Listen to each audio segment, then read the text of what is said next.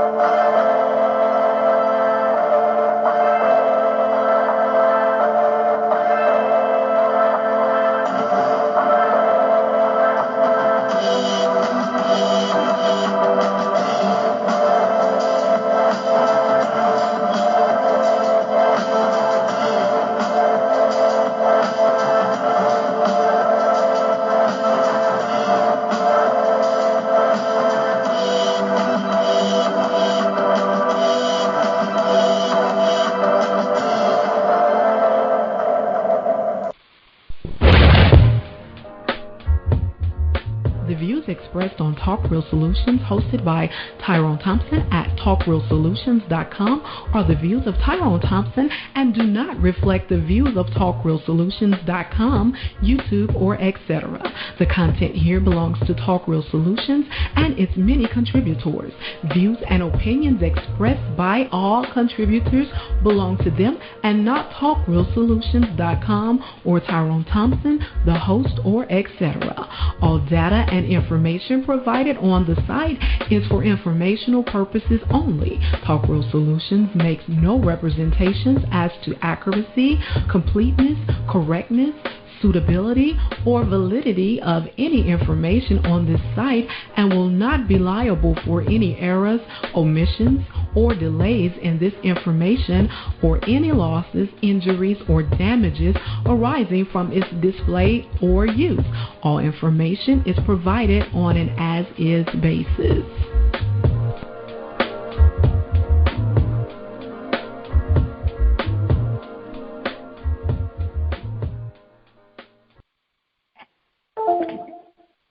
In a world where there's crime, corruption, violence, rape, theft, murder, and all forms of other atrocities that plagues the earth we see today, what you're witnessing, we are living in a state of chaos, and it'll take a greater or much extremer chaos to restore the order in which the world we live in today. Good evening, Black people. This is Chaos here, Gary. Tonight, the subject matter. As I pull up, one moment, and I gotta make sure we're on YouTube. Oh yeah, well, yes we are. Today's subject matter is titled "The Psychology of How the Black Female Acts Entirely." It's a little robust of a title. I might water down probably some sides better for those, but that is the talk and description. Or more like I say, the title for tonight's broadcast. The number to call in for tonight's show is 712-770-4160. The access code is 915-411 £411. Sorry about that. Hold on, let me see if I got a message. If I told Tyrone Thompson, wait, let me check my YouTube. I just got this message. I didn't notice this. Sorry about that. Let me just check this, people.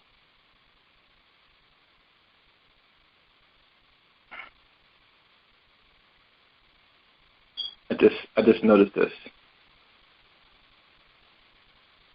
Let me check if I'm on YouTube.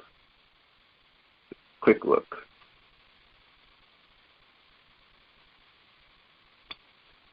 Oh, yes, I am. All right. Okay. Before we start, I would like everybody to go to talkrealsolutions.com.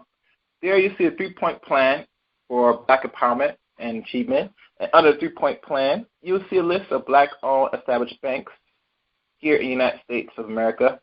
I believe the count right now is 30 in total right now, hopefully.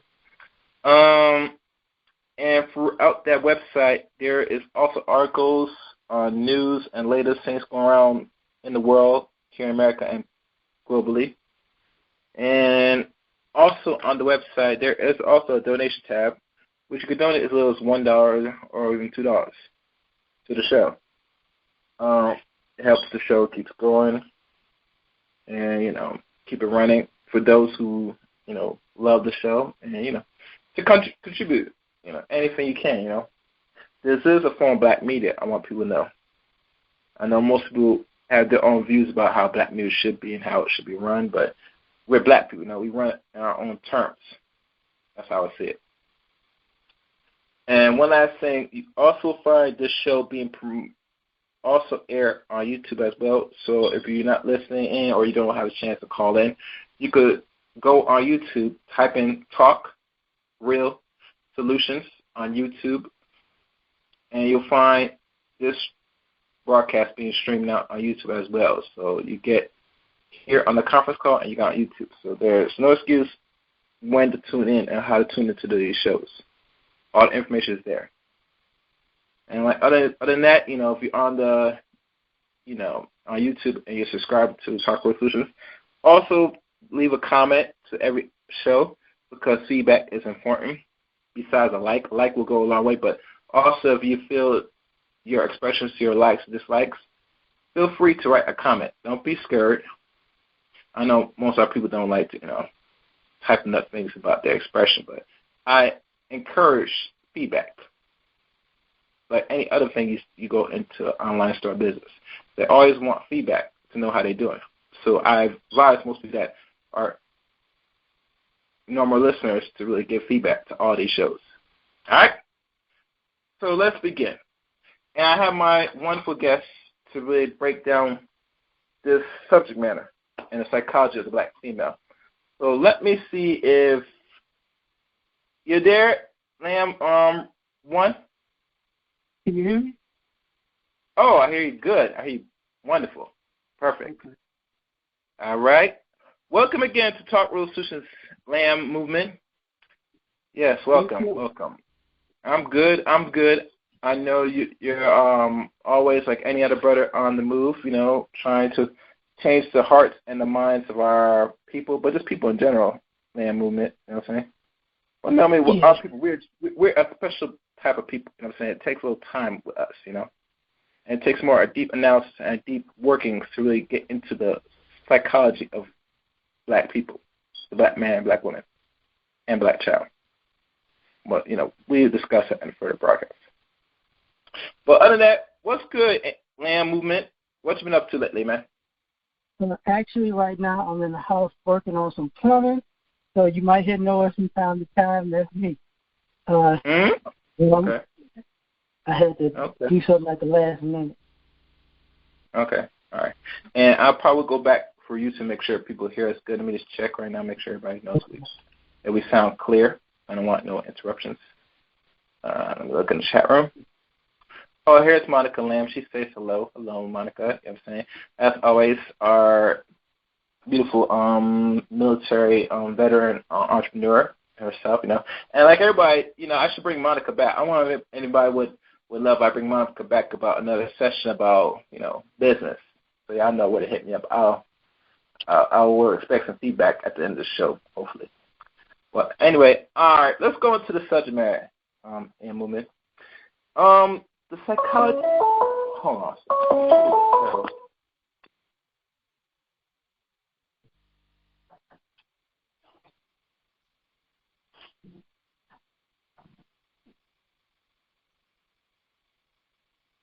Sorry about that. I just got an incoming call. I ain't gonna take that. But other than that, so let's go into the subject matter, the psychology of the black female, and its entirety. Now, if if you recall, in movement, that there has been a lot of events that has happened for the past week, going on 2 now, with a lot of movements in regards to marriage, and even with this abortion bill, right? That just passed in one state. Well, let's go before we talk about the abortion. Let's deal with just the psychology of our sisters. What is it with black men, but particularly our sisters, that we're not really getting an understanding in its entirety in the climate in today, the black female? That's my first question. I would think probably one of the major things right now is we're just not seeing eye to eye because we weren't raised the same. We were raised more adversarial than cooperative. So we have an issue right now.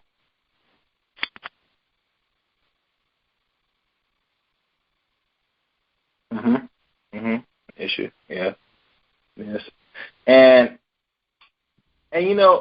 Say again. I don't know if you stop. No, I was done.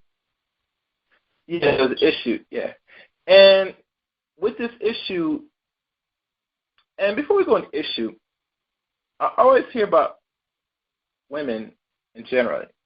But let's say we're going to focus on our sisters for tonight. Just for tonight. And women are going to call up and then give their own expressions. I don't mind. That when we talk about hypergamy, and you and me talked about this. I'm not sure if it was on this stream or somewhere else. But in my mind, do women really value hypergamy? And we look at the result of this hypergamy, it's not what we're seeing? Or is this a smoke string or something that somebody just created about this nature about it? I think the hypergamy is real, but I also think that people aren't practicing it right. So it's causing more harm than good. Just like a lot of other things in life, when it came to our community, things worked in reverse. And that's the problem. That's the problem. When it works for everybody else, it doesn't work. And it doesn't work the same way, so we're having an issue.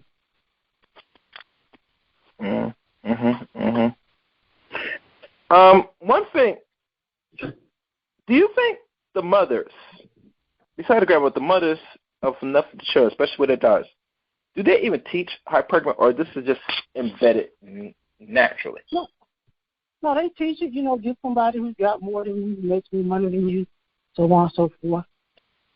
They teach it. It's just unsuccessful to a degree because you got people who are thinking about sex first before marriage or family. So that's where the problem lies.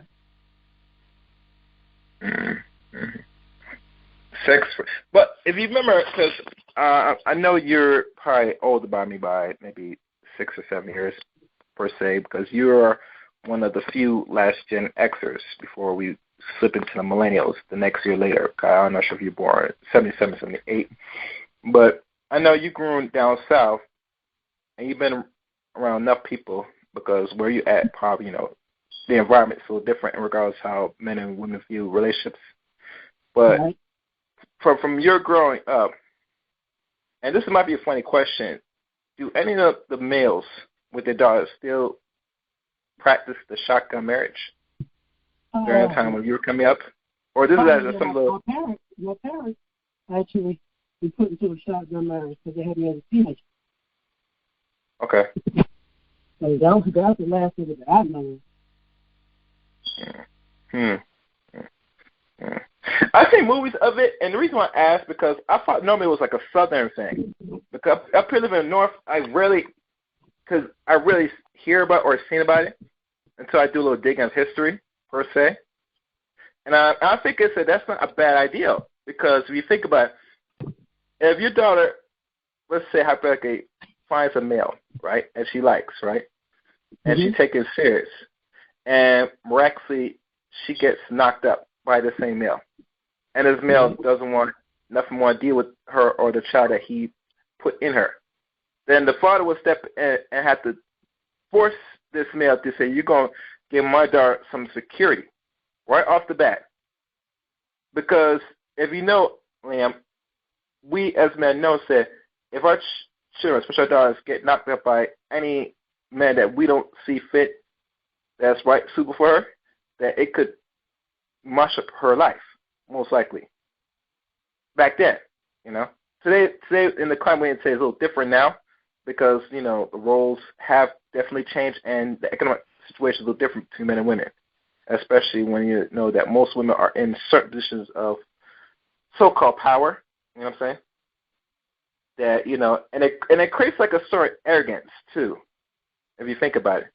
But during back then, you know, always the men always used his hands and was the workers, and the women always, you know, either stayed home or they went to school. It was one or the other. And that history has not been talked about a lot. You understand me? And I'm not sure if ABC is on here, but ABC never really mentions that through his own shows. Cause I always thought that women just started working in the 50s. You get me? Like going to school and stuff. But when you look at digging, that's not really the truth. You know? Well, it has a caveat to it. And when people forget, because the society back then, at first, that wasn't just something that was prevalent as far as just family. The whole community back the shotgun. You know, because if it happened in your family, you would want the community to back you too. The schools did the same thing. They would, you know, girls would get kicked out of school for having babies out of wedlock. You know, same thing with guys after, you know, you better get a trade or a job because you're going to take care of this family now. You know, those things were always part of the deal. And over time, people were able to circumvent that for a couple of reasons. One is in telling the girl that, you know, you don't need a man. You know, go get your education, get a job, get a good job, so you don't have to depend on a man. Which in some ways, when you look back at it, you can see why, because, you know, some kids weren't claimed because of the old thing where, you know, they say that's not my baby. Or I don't believe it's my baby. Or my mom said the baby don't look like me. You get what I'm saying? So it changed a lot of things. But it kind of went into overdrive for the worse, because now people just use everything as an excuse to not do anything.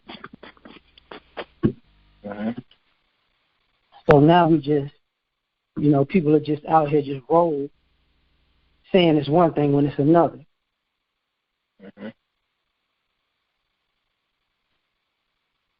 I'm done.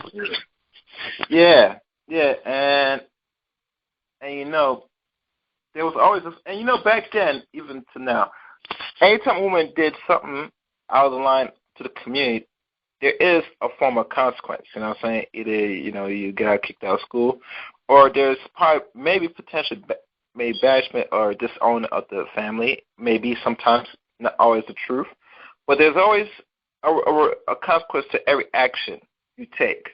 And you know, as men, anything we do, there's always a reward consequence, always. Most likely consequence more than reward to every decision we make. And I think, I could be wrong, I think the playing field was even over 50 or 60 years ago, regardless of certain things we do, relationship-wise, and just in general. I don't know if you want to agree or disagree on that. On which part you talking about? Like, you know, in regards, like, you know, if let's say she gets knocked up. All right. She might have to be a mother by default, or if the dude has to marry her right there, or let's go further. Even with the if you get married, and even with the no fault left divorce, this thing, right? At times it was not the ease for women. This one day, she wants to get up and go. It's not that it don't work like that, And I think about every decision that's being made. You know what I'm saying? It's always not always the dude that has a say, so it's always the woman. You know what I'm saying? And thinking that even was it one dude that said it that when a woman deals with her decisions, always on an emotional response. And even when she don't reflect on her decisions, she don't really see the consequence of her decision, because there's not really much a consequence per se, but everything is based on an emotional response. Like how you and me, we can't just make an emotional response to some things we do. It doesn't work like that. We could, but it's going to pretty much hurt more our favor than better. If any dude takes on that. I don't know if I'm being clear to my response for you to understand that. No, I get it. I think the adjustment was the problem now. I think now we're at a stage just in society where the ladies are going to have to deal with the consequences, because society is set up for them to be quote unquote equal. So if you're equal, you're going to get equal consequences. And I think what you're getting is in society is a pushback, because women haven't adjusted to having equal consequences. Can you name a few of the consequences, since you bring this up, just for me to understand? Now that the size now change up. Listen.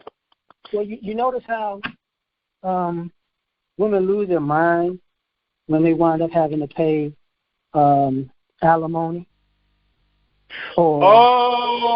I get you. Continue. All right, go ahead. I think I follow you. Right. So if a woman loses custody, it's a big deal, because not only has that been historically, and it's still predominantly a win for mothers, you're starting to see this slow turn where mothers aren't looked at as helpless, and mothers aren't looked at as altruistic. So now you're getting more and more glimpses of bad parenting, and the bad parenting is starting to put a bad light in motherhood and women in general. So now you're dealing with some of these ladies didn't really want to deal with in the first place, which was the equality that they wanted. Now you got to actually live with it. And it's starting to become more of a problem, more of a harm than a help. And it goes back to the so-called illusion of the hypergamy. I keep hearing talking about, women want more and stuff. Okay. But like always, if you're that person that want more and potentially making more, it pays the cost to really be the boss. And if you have more than this male that you take on as a mate, effectively, then if things go south, you're going to fit the bill. Especially if it comes to the marriage part.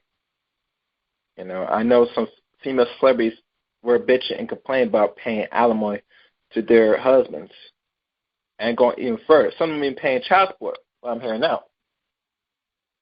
And this is only the celebrities part we just use as an example. Now, the typical American black female and black male might be a little different depending on their financial situations, but same thing applies. If you're the person that's the breadwinner of pretty much everything and dealing with, let's say, 50-50, then you're going to be fitting most of the bill, or pretty much all the bill, how it plays out. And like you said, a lot of women don't like it. Some are pushed back, but it's not going to go in their favor, because this country is structured, like you said, in some form of equality, and it has to balance the scale one way or the other. Because the economic situation, it cannot support this unbalance. Can you agree? The economic situation, I don't think there's a meant to support the balance, but I think what it was unintended. I don't say unintended, but one of the ramifications of it is obviously you're going to get generations of young men and young women who approach each other in reverse roles. And that's where, you're starting to see some of this pushback, because the women don't like being in a situation where like men them as what are you going to do for me? They don't want to be in a manly world position. In other words,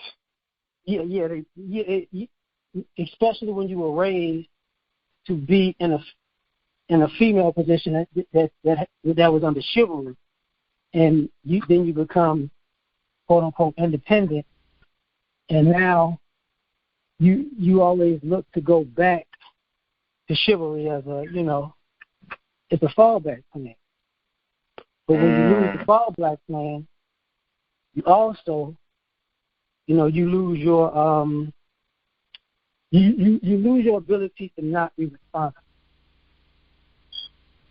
But that's sort of the role marriage is. Marriage isn't a good deal for guys. Guys are not taking it. And the women are, wanting to be chosen and wanting to be married, but they're not socialized to actually be wives. They're socialized to want to get married because it makes them feel important. So this is problematic. Interesting. Oh, the call number for tonight's show is 712-770-4160.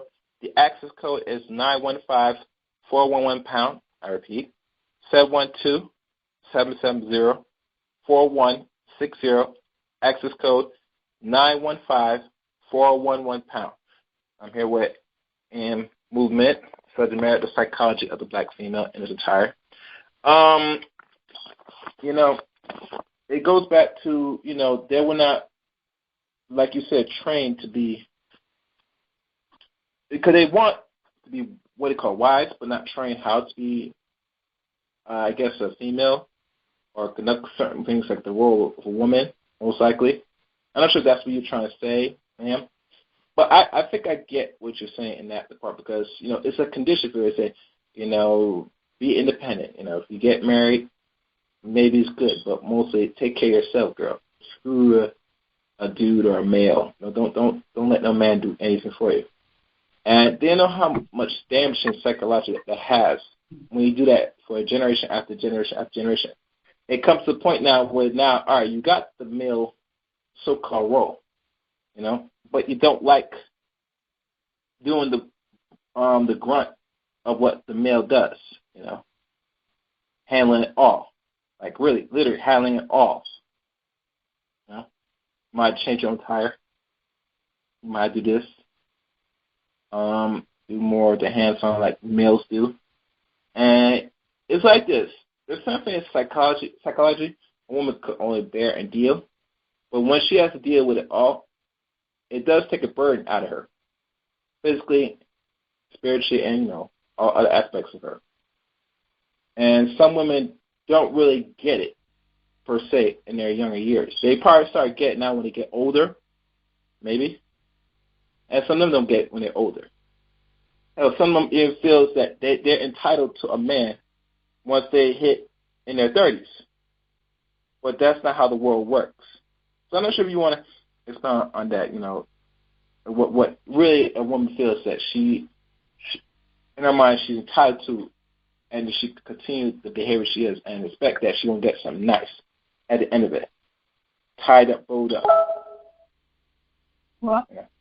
I'm not too sure if it's entitlement now. I think it is to a degree, but I think it's the problem with wanting to be in a position of the other gender is, for one, you're not socialized to be that other gender. So you're agreeing to be an imitation. So once you agree to be an imitation, you're only doing it from the framework that you have mentioned. So when you see a lot of these women trying to be masculine and be manly, they can only be masculine in a feminine way. They have no idea. They have no idea what it actually takes. They never socialize. They have no rites of passage. They have no things to teach them like the hardest lessons of manhood. That's not even their makeup. To this day, you see the young ladies, they're dressed like boys, but they won't do the things that boys do. They'll get a boy's haircut, but they won't actually be socialized to be a boy. So what you got is people freaking out because they thought it was easy because they looked at it from the outside and said, I could do that. All I got to do is imitate the walk, the talk, aggressive tone. What they didn't think about or they didn't recognize was the amount of work that actually goes into the daily routine. A lot of these women can't handle the grind of being quote unquote masculine. That's because they're not naturally built for that anyway. So the grind of day-to-day being masculine is really doing a lot of them in because now they want to break. That's why, they have the studies when a lady says they're unhappy, they're dying early. You're starting to see women lose their shape fast and be bad built because, they're trying to emulate manhood so much that they're losing their own femininity in the process, and they don't necessarily like it. That's what I meant by, they know they want to be married because it's a female dream, but they don't know how to be wives because they were taught to be adversarial to me. To be a wife, you have to be given and such. To be married, you just got to say I do. So, that's my opinion on it. Mm-hmm, mm-hmm. And it's because of this, what's going to happen now, and we're seeing it now, besides a lot of that got, their bodies deteriorate through the illness from the fibroids issue to all these ailments that was not heard of 30 years ago, they get now because they are just completely going off their nature, most of the time, And I know Miss Nicole Michelle had a program that still exists that's trying to teach feminine to women to get back and reconnect back in that feminine grace, to act and reverse the things that the men, particularly our men, that always complain about when they're dealing with our sisters, that they're too masculine and not feminine. Even to the point where I hear some women say that, we're not in a comfort environment to be feminine, so we got to act masculine. These, excuses and nonsense to say why you act in a masculine way, because you're saying that you're acting because you're not in a proper place, wise, or environment to conduct it. But last time I checked, acting a masculine role, you're just not safe and protected anyway in the environment. So, when you hear a lot of them, their logic's pretty flawed. You think about it. Movement. The logic is flawed, but it's a little bit more nuanced now because the guys are listening to what the lady's saying. Just like, I need to be in a feminine space, and men are starting to be more specific. See, part of chivalry was being chivalrous.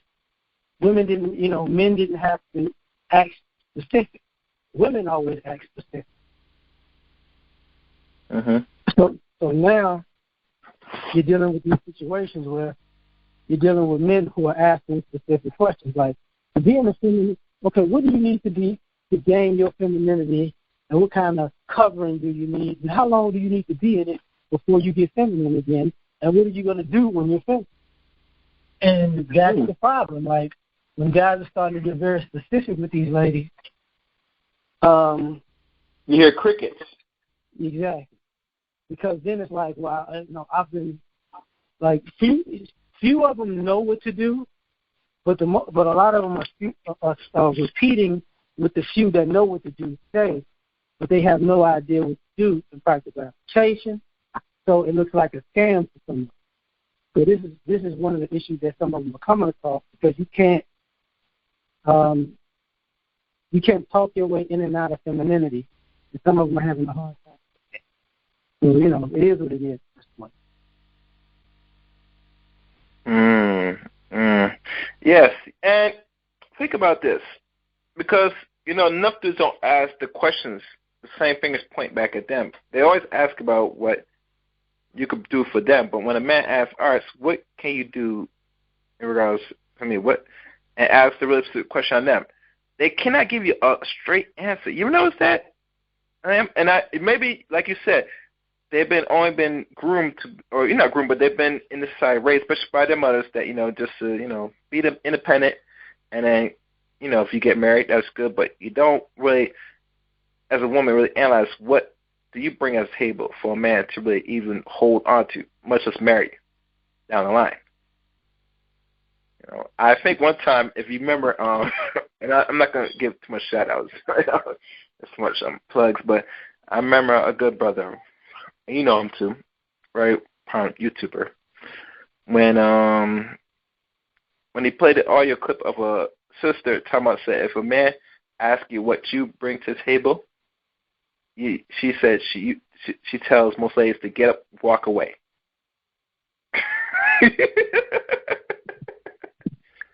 and I think, yeah, like it's because if a man sits there, you know, they have like a nice little dinner, and they have a conversation about what they about themselves, and when the man asks the question, you hear me? Go ahead. Yeah, I'm here. And the man asks question, all right, and he asks the question to the woman, said, so what you do? Like, what do you bring? What qualities you bring to the table? That's what this woman, this prominent YouTuber, I don't know her name per se, but she tells ladies anytime a man asks that they should get up and walk out the dinner, because the only thing that should come to mind when the man should not be asking those type of questions at all. Period. The only thing that a man should expect is she should ask all the questions. He sit there supposed to answer her questions. Anytime he go out of his way to ask her what she brings, she should not even give an answer at all. So, I mean, it's weird. I never heard something like that before. But, you know, some women like that think like that sisters that tell regular sisters to do that. It seems to me that the only thing that you probably, in her mind, that man should only really focus at what she does in the bedroom. She brings pussy. That's it. But anything else that she does, no, disregard that. She didn't really want to literally say that, but that's what she's implying. You know? You get me? Yeah, that's the problem when people are starting to get specific. You can't really say that when people are getting specific, because it doesn't come across very well. You know, you're used to work. It used to be a good method to take to, you know, either ignore a conversation, evade a conversation, or be able to push something down the road. Is now front and center, and it's difficult for some people to deal with. And it's going to be exceedingly difficult. You know, so, you know, things are going to be problematic for a long time for some folks. They're just going to have to get used to it. Oh, yeah. Hold on. Yeah, it's a lot problematic. And let me check the chat room for a second. 1 second. Okay. You host. Oh, okay. I'm not going to read the chat room. They're going back and forth right now. Big J and ABC. I'm going to leave them to their devices. Moving on. I tell you, man, it gets wild in the chat room more than on live airway. Yeah, man. And think about it. These are men. Let's say that a man at a certain point in his life when he wants something more than just what's between your legs. It's like it's forbidden, taboo. A man should not be asking this, you know. And the funny thing about it, is when a man asks a crucial question to a lot of sisters, they really can't give you an answer, a real critical answer. Like, they've not been trained to really answer. Like, the only thing they'll come is they got a degree, which is cool, but most dudes not really checking sisters for degrees. They're checking what other qualities you carry as a woman. So hold on, because a man that doesn't really hold a man to really say, okay, you're a valuable mate. You get me? Even some women get in their feelings that they say, I work hard my butt off to get this. I should be entitled to something. I mean, I don't see. I mean, we know we got some dudes that say the same thing. They're supposed to be entitled to a woman, but no, I'm saying, as a man, nothing's guaranteed. Everything's gonna be given to you, and some of us understand this. To the dudes that complain, I have no answer for you. But when you hear women, and the same, it's like they in their subconscious mind, they're entitled to a mate to their standards, that perfect male. You get me? Yeah, but that's the problem. Yeah. That's actually the problem. You're not entitled to anything. Yep. You're not. And they're not. Go ahead. Yeah, until people figure that part out, and there'll be a bigger problem. Because no matter how you slice it, you're not going to get that. Because at the end of the day, you chose to be, quote unquote, equal. And the equality part is always really the problem, because they wanted to be equal to men as men instead of being equal to men as women. So it was just a flawed concept to begin with. Mm-hmm. Yeah. And with this equality, there is consequence to equality. I mean, so now you have to operate in that equality fashion. I mean, it's whatever a man do, you have to do the same or even greater. Just like in the military, where now, I think right now what's said now, what's going on in the military, now there has to be equality in the military now. So if a man has to require to do certain things, then obviously the female has to do the same thing. So a man does 50 push-ups, and so you have to do 50 push-ups as well. Right. So this is where they're having a problem with now. But they want all the benefits at the end of the day. But they want there to be extra. So I always look back and say, really, do you really want to be equality? Or you just want just to have, the comfort without the extra work? And that's what happens when you don't think of plan through. Or I don't know, I can't say you don't think of plan through, because, to a degree, the generation of women who are dealing with this aren't the generation of women who started it. Mm-hmm. So, on one aspect, they are kind of, they were raised as guinea pigs. So now they're stuck, So what winds up happening is now you got a group of people who don't actually know how to get out of the situation that they were put in. Because all of them don't want to be in this situation, but they were raised in it. So, and it's part of the culture, to the point where you get young men now sounding like, they're feminist mothers. Mm-hmm. And I see. And to the point where, they sabotage themselves as men, because even though you might sound like your feminist mother, you're still going to be held to the standards of men. Mm-hmm. So it really doesn't. It might sound good in theory, but in practical application, you're going to be up a creek without a paddle. Because nobody's going to care how you feel. They're going to care what you do. It's just kind of like, we're not the civil rights generation, but we still have a duty to them, and we still also are viewed as their children and grandchildren, even though we have completely different experiences. So now, we still deal with the backlash of that, but at the same time, we have our own issues that stem from our upbringing in our time that was post-civil rights. So they got the same issue. Yeah. Mm-hmm. I see. Okay.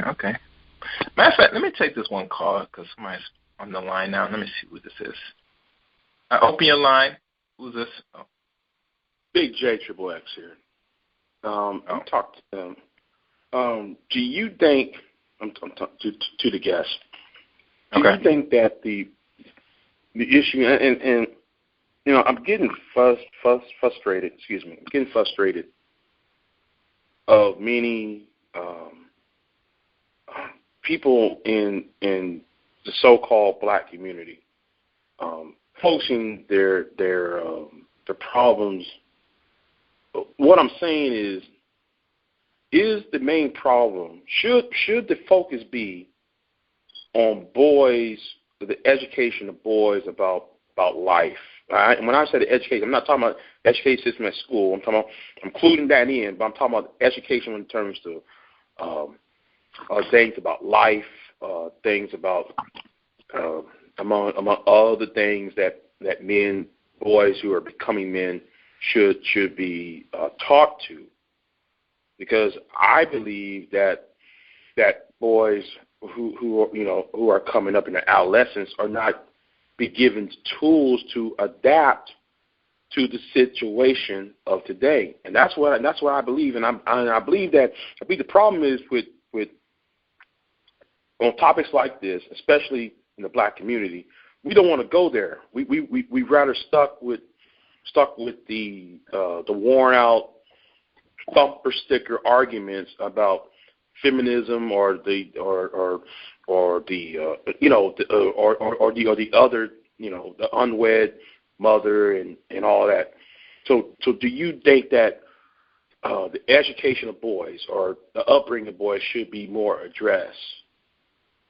Ma'am, what say you? Absolutely. I think all of that plays into the situation, because not saying it's just focusing on our community specifically. You can see that's the same thing that's going on in America with other communities. Right. You know what I'm saying? Like men in general are getting softer and softer and softer. And from the outside looking in, and just in a general sense, it looks like they're trying to soften up the boys as a way to get the girls to even the playing field. You know what I'm saying? But if you focus on the boys, what's going to wind up happening is it's going to widen the gap. And the boys who are taught about life, they're going to be looked at as pariahs in the society, but if you turn them to be men, they're not going to care, because they're going to be the producers, the distributors, the infrastructure setters of the society, so they're not going to care. But you see, what I see nowadays is a lot of parenting boys out of spite, because if you notice, for years and years and years, it's kind of prevalent to hold the boys back, even in a parenting sense. Not just school, but in a parenting sense. Put the girl out there, quote unquote, give her confidence, empower her, make her feel special. The boy, you send him to the wolves. If he make it, he make it. So I think this is what's going on, to the point where we're trying to. When we focus on the boys, we got to understand we're going to basically be at war with society, nonetheless. Well, here's what I'm saying, though. Because a part of it, that another issue that nobody in Black America, or should I say Black social media, because I have a problem with Black social media. We get bogged down on certain topics and so obsess about certain topics we don't want to move on. But here's also another thing is the job market, because a man who have come from a certain job, or if he loses a certain job, I'm talking about, I'm gonna make this as a historical point. I'm gonna use a historical evidence, like the Nixon shock of 1971, where you had black men in the Midwest and in some places in the South that were working in the automobile industry or working in the steel industry, and they lost their jobs in the early mid 70s, and these men they either lost their marriages or they lost homes, and that that bled into the crack era of the late 70s and into the 80s. We don't want to address that part, because I think part of it is jobs. So how can anyone, how come man can quote unquote protect and provide when the job market is moving closer and closer to automation and not towards building anything. So I wish we would go more towards that part of the conversation, rather than bogging down about women this and women that and you know what I'm saying. I hate that. Well, no, like, here's the thing about this. That's what you're talking about. Around that same time, that's when they started slowly taking programs out of school. Because remember, I graduated. Right. So you would be able to be a certified welder, auto mechanic, electrician, plumber, just fresh out of high school. Mm-hmm. Now you got to do something else to do those things. You can go to the people. That's when musicians were booming and art was booming, and they took that out of the school system. So the skill trade reminds when I look at the skills that used to be taught compared to today, we teach a lot of people tech. So we're overflooding tech and basically trying to overflood tech to the point where we're going to use tech to do all the jobs. Not understanding that there's still going to be things that man has to do. Like you're not going to actually, do you want all this gene splicing with your food? Do you really want that? You're going to want actual natural food, natural things. This is part of the, even the black farmers got, the black farmers are the only black people I can think of that got reparations that are black. Okay? Right. In Georgia and Alabama, they have reparations, yes. Right, because even they made the product, they made the product, and it was just supposed to be all, produce for farms. They just wouldn't buy theirs because they were black. But you're looking at a society that, ironically, it's getting more technological and more obese at the same time. So the way we're headed is, if you could just keep your kids in shape, they'll always have a space in society. And keep them in shape and get them in the trade, they always have a space in society, because there's going to be less and less people who are actually able to do work. I see more and more people as I get older who don't want to be outside. Everybody wants to be in a comfort-filled environment. And you start hearing all of the tasks that these skilled workers are making. The guys who still work on the telephone lines and power lines, and the guys who still are welding, and the guys who like the truck drivers, and the guys who are plumbers and electricians, the guys who are doing the big type construction work, that need those big tools. the tool makers of society. And you start realizing that, yeah, they took a lot of things, but I look at it as now we're kind of like the AAU tournament, the AAU in baseball. When we as a people got too good at it, they started trying to strip our community of the avenues to do it naturally, so you had to pay to play. So now it looks like to be a skilled person in America, you got to pay to play. That's why it's not in the high school. You know, right. It's rare to find a carpenter. You know, people are, and part of even with immigration, people knew that it's funny how people are turning on illegal immigrants because they were using them for cheap labor, because they were doing all the things, not necessarily that we wouldn't do, but things that also the country didn't teach you to do anymore. You know, we were from at least I would say the 70s to now. You're not even taught in school how to put in tile or how to do the carpentry. I don't even think people know how to put up a fence nowadays. You know, right? So, I do hear it. I hear some schools in certain jurisdictions that start trying to reintroduce that, but it's not enough. I usually, I forgot who said this, but they're trying to make everybody into a doctor and lawyer, and that's impossible. No, not everybody can be a lawyer. Not everybody can be a doctor. Not everybody can be a scientist. You can't just sit there and just, expect the whole class to be to take 2 or 3 vocations or careers while neglecting physical labor and the need for physical labor like housing and carpentry and plumbing and so forth. But thank you for your time, man. And Gary, thank you for letting me on, Gary. I'm out. All right, cool.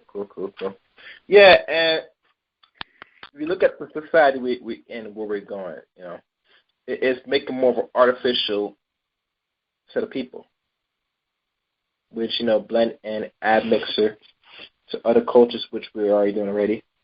And if you think about it, Liam, with a society that they want to see foot is more of a controlled society, especially when it comes to the men or the males. Because like anything happens into any system that's either on the verge of collapse or wherever the case may be, that is fitting in war to make sure the boys become more watered down, to be more opposite to their nature. Because men are pushers and changers. Once you start to take away certain things that makes a man valuable, he has to resort to his aggression, to not only himself but to the world, to really try to impose the environment. That's why you see, even with the job market, right? Way how it is now.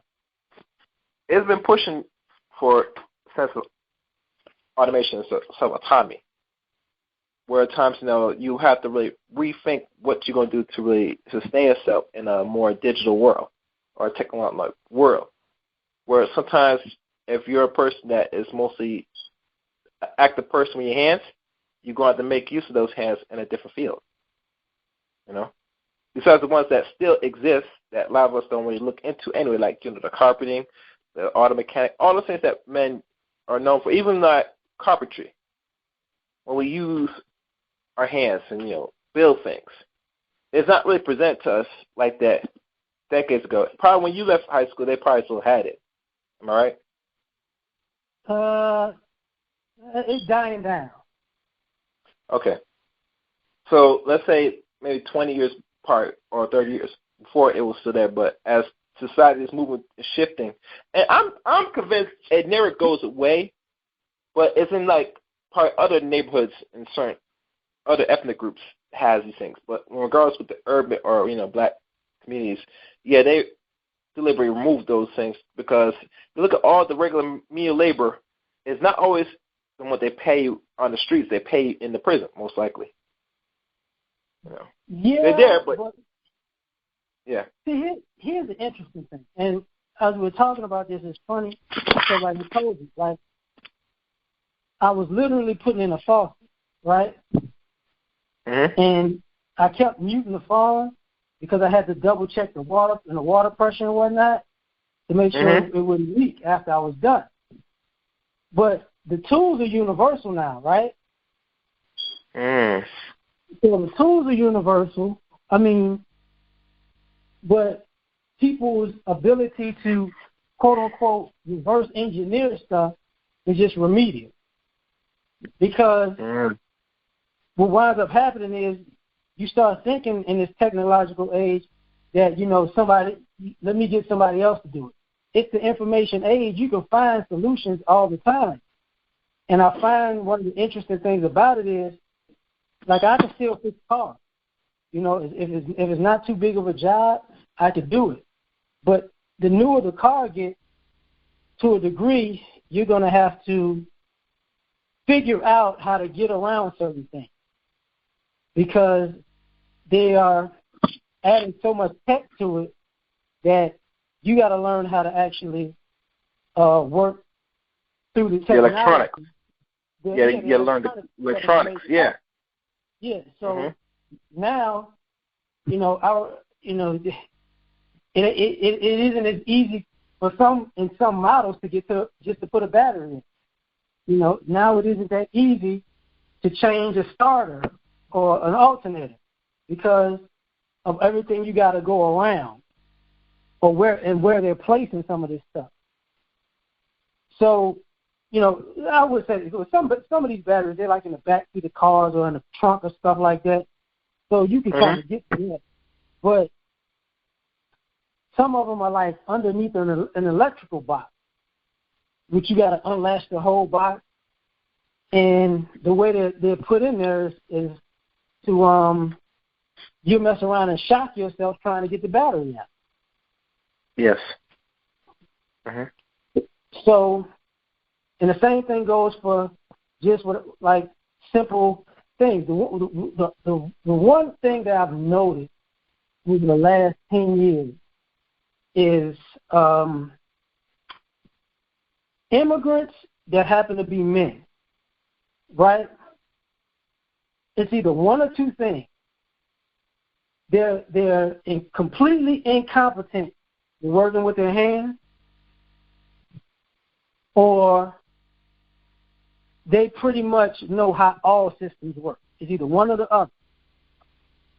And, you know, back in the day, you know, even using hip-hop as a reference, people forget how people used to have block parties. They used to wire the light poles. People forget that. So somebody had to teach you electrical work to be able to do that, to plug that into some speakers and get the free electricity and the charge to go in all day long to party, and then to put it back. We can't do that nowadays. I'm not advocating us to do it, but you don't have people who can say, "Oh yeah, I can put that together. I could do this, that, and the third." That's what's missing. And teaching the children is part of the problem because, you know, we're letting the kids get taught by. We were taught by television. Now they're taught by the internet. And it's funny to be taught by the internet, but still not know anything by the time you're an adult. Yeah.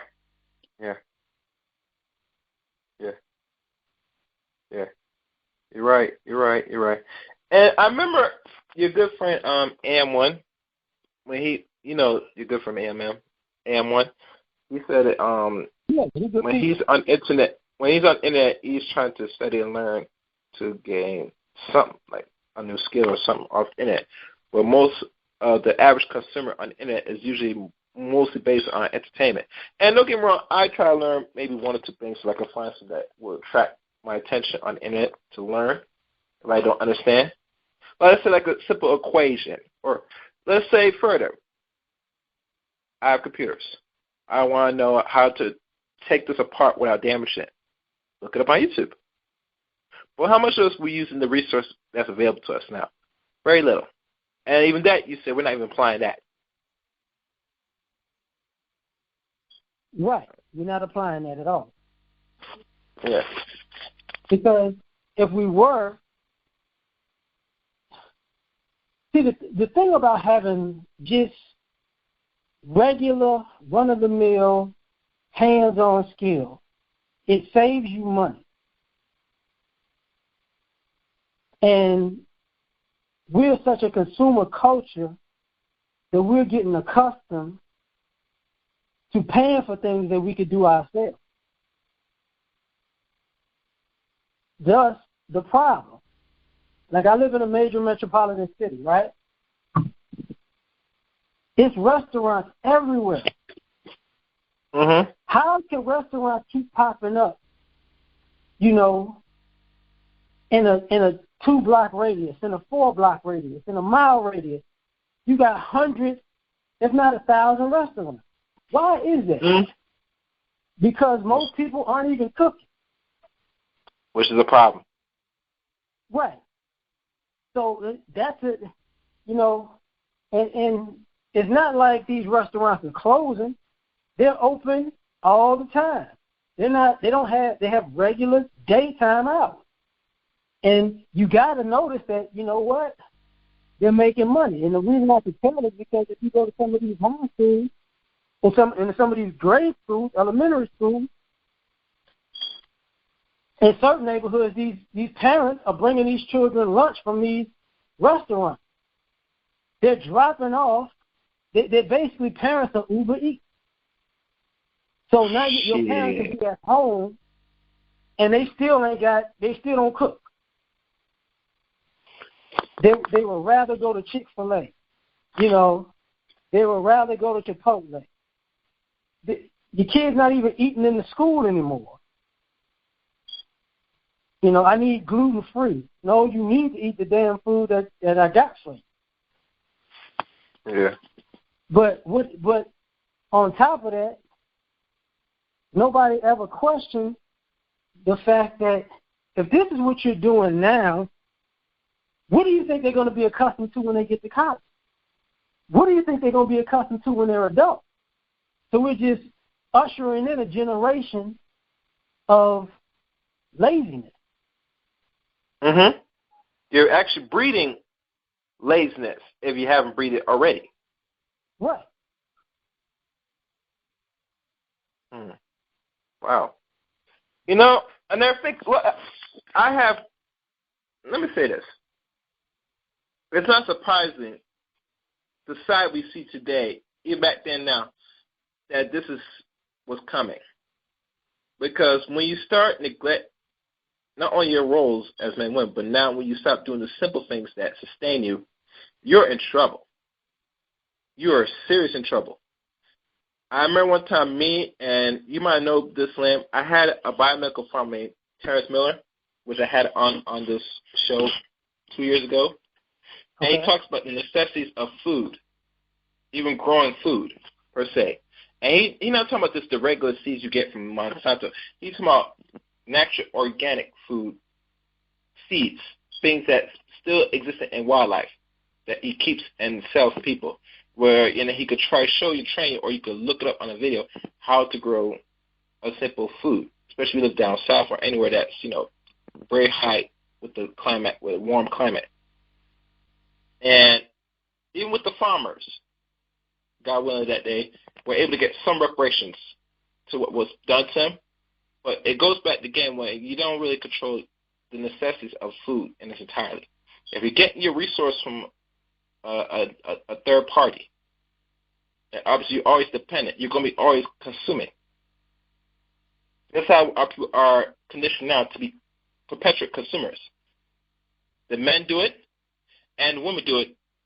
And if we had to really compare who does it higher, that's not no brand. That should be no discussion. We all know who consumes the most. But the point is this: when you start doing the necessary things for your own health, longevity, and stuff that without you keep spending out your pocket, you're in trouble. Because now you have to constantly get this money, and you have to constantly keep paying, spending. And it's come to the point you're not going to be focused on saving nothing because you're constantly spending on things that don't need to be spent.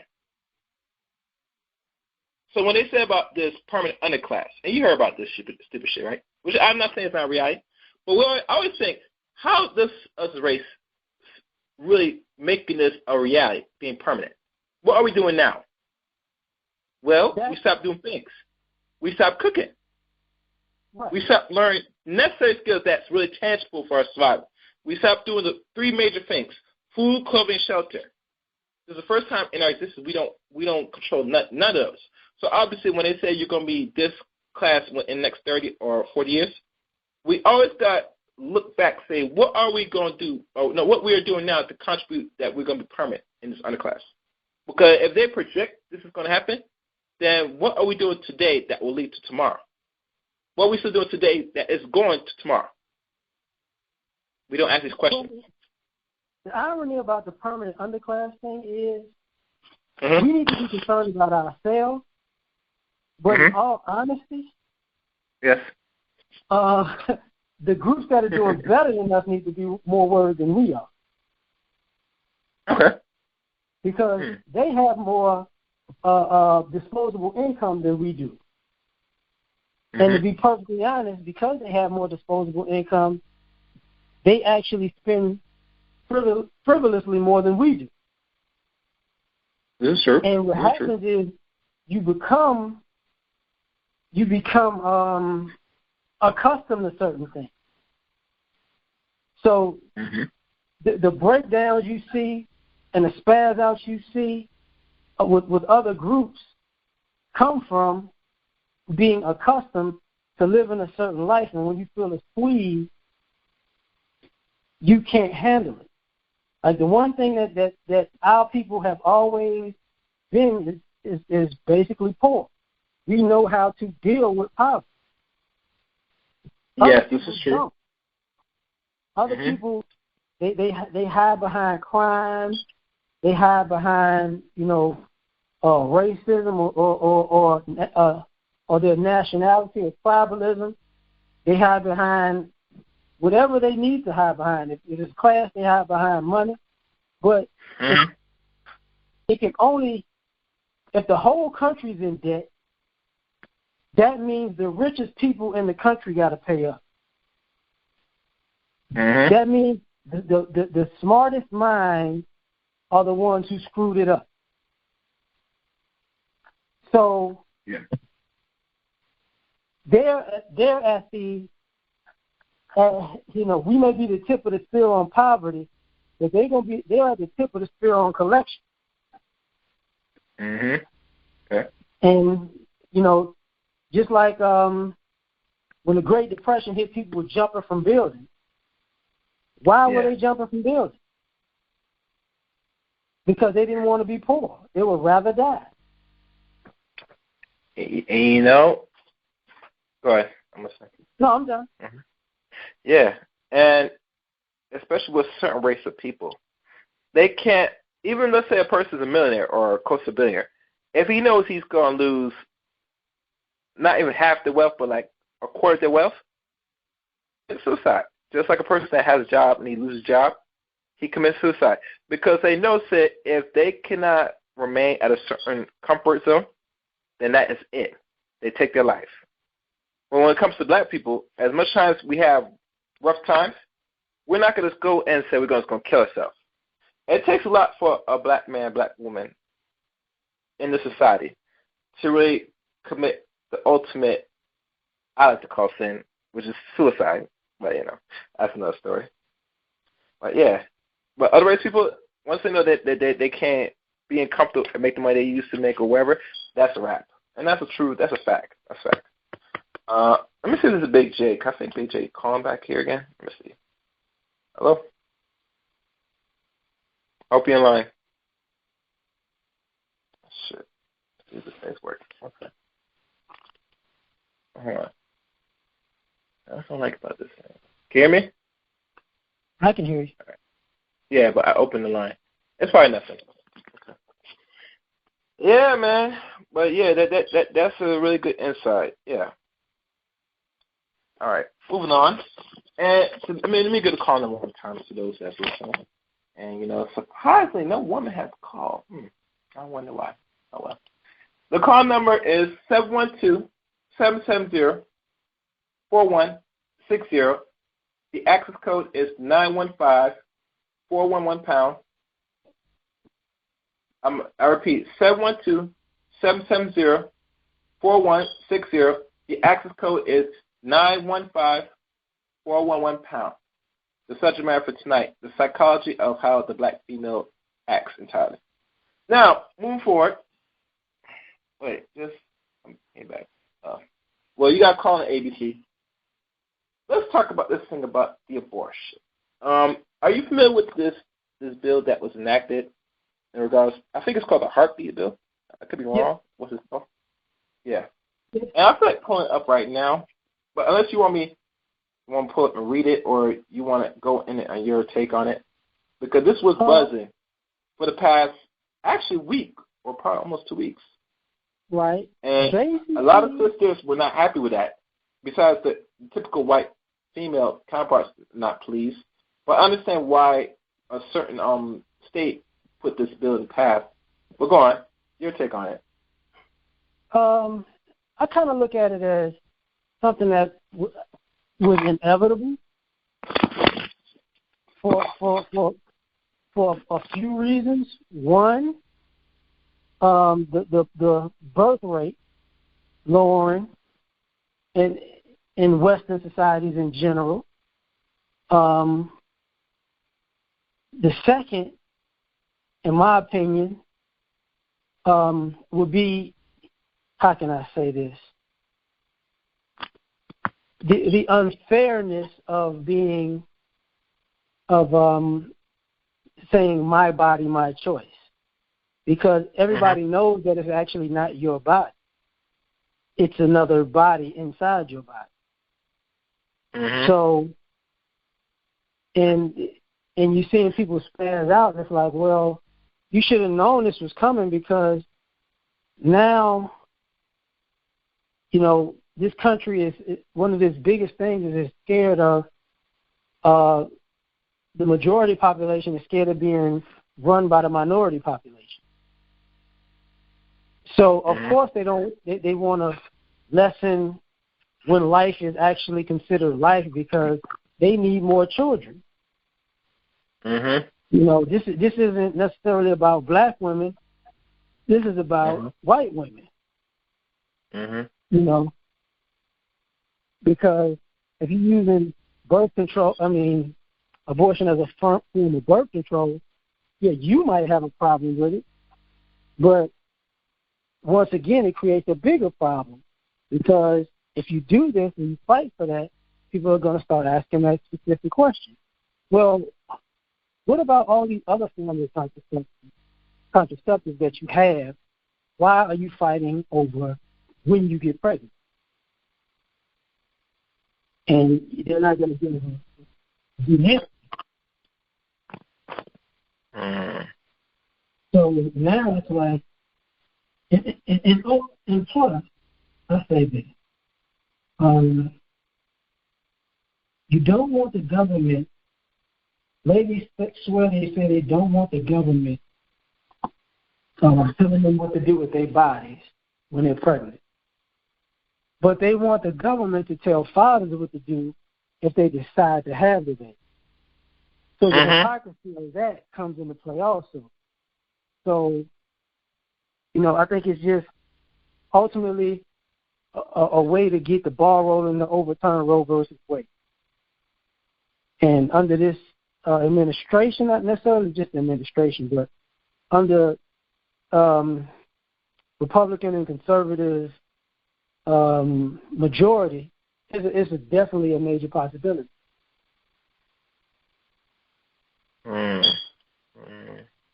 I see. My body, my choice, they always say. And think about this. And I read, and I know a lot of females, particularly black females, because that's all I have on my page, on their posts on this, feel agree with this, and some of them disagree with this. And even to the point where they said that if they're going to post this bill, then obviously not a black man, but male in general, but we all know what they're talking about, that these men should get a vasectomy. They got certain amount of kids that the law should come in and cut their, all these stupid stuff, And I'm thinking, saying, okay, you have an issue of carrying a life. Some of you women, not all, but just enough. But now you're up here trying to pose against the males and try and punish the males now, because now you can't kill the baby if you want it to kill it now. But if for God's sake, everything is favored. If you carry it in term, the man is going to take the bulk and pay for it anyway. So it lets me know, say, make up your mind. Either you're going to carry life or don't engage in the act that's going to potentially get you knocked up all the way. Well, or just in general. But you can't tell women, especially anything nowadays. They're gonna do what they're gonna do, and that's fine. But go ahead. You could. I did a video a long time ago, entitled how can I say this? Do Black Lives Matter when it comes to abortion? Mm-hmm. See, I don't think you can be pro-black and pro-abortion, because it's like the statistics say like 19 million babies were aborted in the last 30 years. Mm. So imagine what our population would be if that didn't happen. Mm-hmm. You part if you go ahead, and I'm gonna say something. Imagine what we wouldn't have some of these issues that we have in this country if that was the case, because there's strength in numbers. And the irony of this is, I hate to say this, but most of the women I know who've had abortions ultimately have had children. Okay. Or they didn't stop the practice of having unprotected sex. Which is another problem. Go on. So it was really for nothing. So that it's just a problematic situation. That's all I'm saying. And think about this. There are many ways to prevent pregnancy, and not a lot of women are knowing this, and some of them take advantage of it. Some do, some don't. But you see, this is my thing with a lot of ladies, because now saying, all right, your body, your choice, and you choose who you fuck. Okay. So now when the baby's here, and then let's say the man decides to play his role, and he doesn't want nothing to do with it, or don't want to deal with you at the top. Now, there are things in this country they do to really punish the male. You know this, Liam, I know this, that they could take. But it seems to me the ones that exercise that option, they do. But someone, like you said, they rather just kill the baby altogether, don't want nothing to do with it. And there's many scenarios why they will do that. There's some excuse why they always tell you why they do it. Some of them even they'll tell you, say, well, I don't want to raise this child by myself. Or, other things, Even to the point where I hear women say, well, why is somebody I come in the bedroom and I have to tell this dude to put on a condom? I hear some stupid shit. And I say, all right, so you tell me you're going to risk your body just for a nice little wine in the bedroom if you're really concerned that you don't want to get knocked up, Because, caution and prevention is better than anything else. But it goes back again, a lot of us don't exercise that enough. And if this is an issue of bringing life, or like you said, use abortion as a concept, especially using abortion as a concept, to me I find it very disgusting. So at times you sitting there just anytime anything gets into your body and you just go to the clinic just to have it removed, it tells me that there's no what we call self-control. Well, it's not necessarily about, and I hate to say it this way, it's not necessarily about self-control. Part of the fact is in some ways, it has to do with hypergamy. You know, Okay. if I can, in the way we see each other, if I can have a baby by a strong buck, maybe that baby can become an athlete. Mm-hmm. You know, if I can have a baby by a guy who everybody deems as a stud? how can I Or what? Admirable, you know, maybe I can get some type of cachet in the community. Mm-hmm. So you're having these situations where even if you can't provide for a child, you might bring a child into the world because you think you're looking at it as a bailout package. Mm-hmm. Okay. Or, you know, or a way to actually, how can I say this, as a future investment if the kid has the right size and genes. I see. But, you know, subconsciously, even with the genes part, usually when we talk about even the genes, they look at it and say at the quality, if they mess with this particular dude, if he looks a certain way, they always want to look, is the baby going to come out lighter? Is he going to have that so-called quote-unquote good hair, which is no such thing as good hair, but that's another story. That's another way they'll probably look at, you know, getting knocked up. You know, because they look at just the substance of the baby, you know, what it looks like, you know, and say what you're trying to groom this baby or this child to be.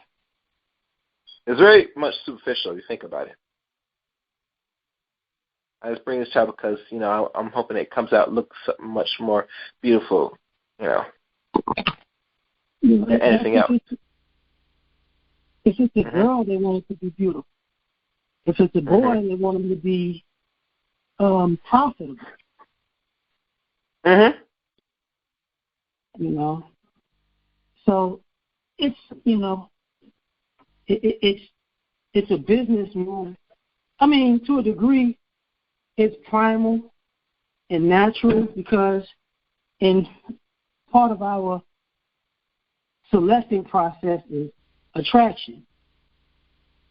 You know, and what we're attracted to is what we want to reproduce.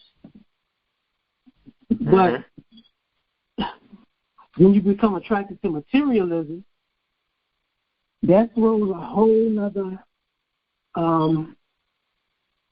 intention into the mix. Because you're not necessarily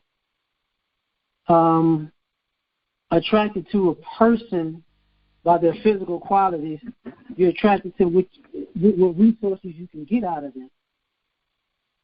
And you're looking at it as, you know, if I can lay down for this amount of time, I could get what I want and maybe this is my long-term payout.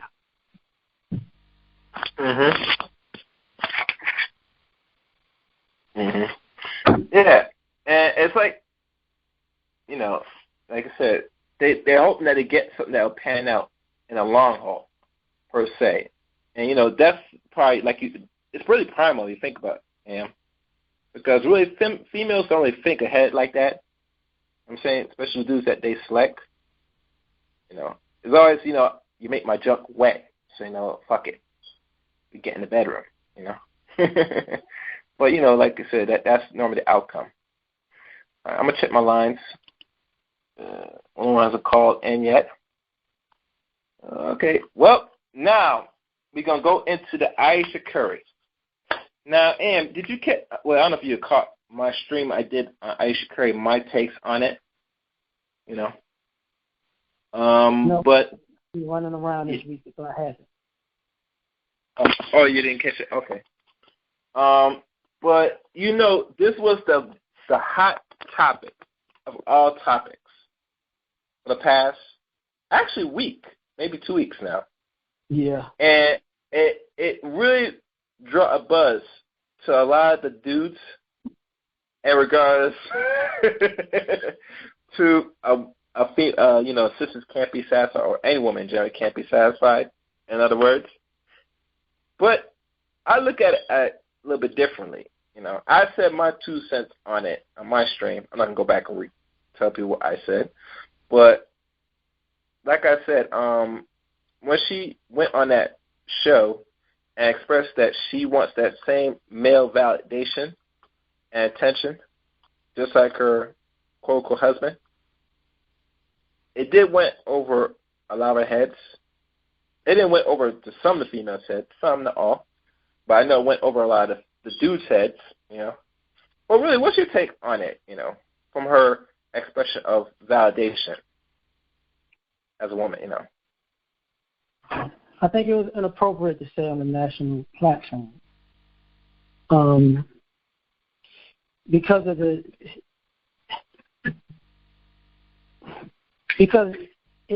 I get she's had a baby, she's had another baby, she didn't get her body back, she's feeling kind of insecure, but she also contradicts who she's been the last 5 or 10 years.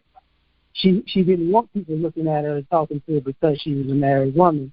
And now that she's a married woman, she wants people to look at her and talk to her to let her know she still got it.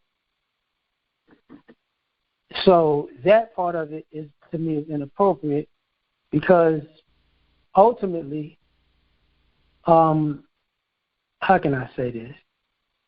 Mm-hmm. I'm gonna keep it real, man. We don't go. I'm just trying to. It came off with a bit of, you know, it's definitely insecure. You know, women can be insecure. So what? You know, but she wanted to be the star of the family because it's certain common sense things that you just got to deal with. If you're dealing with a celebrity, you're dating a celebrity, you're married to a celebrity, part of their job when they're not is talking to people and signing autographs, is, you know, dealing with complete strangers day in and day out. That's why you don't see celebrities out a lot because they're always bombarded everywhere they go. Mm-hmm. So she knows for a fact that anybody who knows who Steph Curry is, they know who Aisha is because he goes out of his way to promote her. So for her wanting male attention in particular, you know, to a degree it says, I take it as a compliment of black men because Aisha is considered a black woman. You know, people say we're doggish and we don't respect people's relationships, but obviously she feels like nobody talked to her in the last 10 years, so that says that brothers respect their relationship to the point where they won't approach her. They won't talk to her. They won't try to get her attention or her number because they think what she has is a good relationship. And they're not gonna even interject themselves into that. You know. Mm-hmm. But also I think she's jealous of her husband and she's been competing with him because she's always wanted to be an actress. So if she can't get the attention he's getting, you know, it's a problem. But he's not going to get that attention for maybe 5 more years. You know, it's that. Mm-hmm. So, you know, he's not going to be a regular dude ever, but he's still going to, you know, they're not going to be in the spot like that. There's going to be another player come along. And you don't hear the other wives complaining about that kind of thing because she's the most famous active basketball wife there is. She's more famous than LeBron's wife. You know, she's more famous than Russell Westbrook's wife. You name a good player who has a girlfriend or wife, you may not even know what she looks like, but you know what Aisha looks like and you know her name. So to me, she's just being greedy.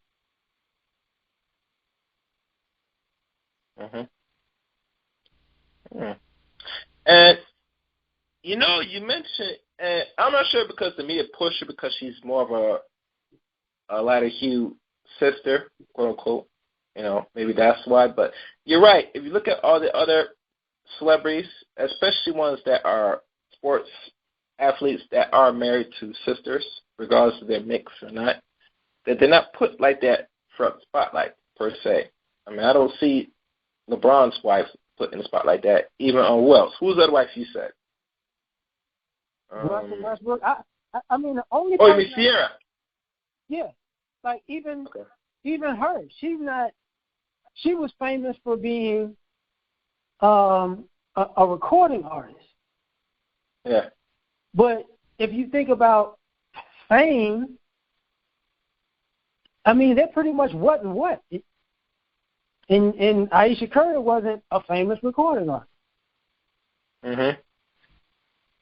And and Future is one of the reasons why that situation is as big as it is, because of the scandal involved with it. But Aisha Curry, she pretty much stands alone as far as athletes wise. Mhm. I mean, Michael Jordan's wife wasn't famous. Charles Barkley's wife wasn't this famous. Like I could see, Deion Sanders' wife weren't this famous. As many huge athletes as I could think about, I can't. Even Shaq's wife, Shawnee, she wasn't this famous. And she's still not as famous as Aisha Curry, and she got the doggone basketball license. Oh, right. I mean, for me, she just, she doesn't know when to just, say she's won.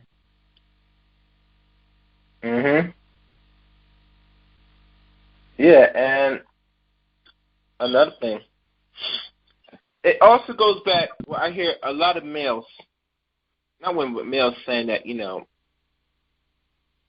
even the spotlight alone was a bother to her because she's taking medication, which really she should be seeing a psychologist. Because I know your degree is in psychology, so but she should be seeing. She could be seeing a psychiatrist. It's the same thing. It's just they give her medication. Yeah, she's taking medication for anxiety and all this nonsense instead of seeing an actual, like you said, a psychiatrist for those type of problems. But when it comes to us as people, we don't like to go see quote unquote shrinks for our mental issues. We rather go to the pastor or do something else for our mental problems, which I find it a problem, especially in our stage as race people where we're going. Because the mental illness we're displaying out is just getting worse. It was never addressed during the times of enslavement, and it's still not addressed now. So to continue operating the way we are right now, mentally, I'm surprised we even we still together, much as still cohabitating. To be honest with you. But that's another story.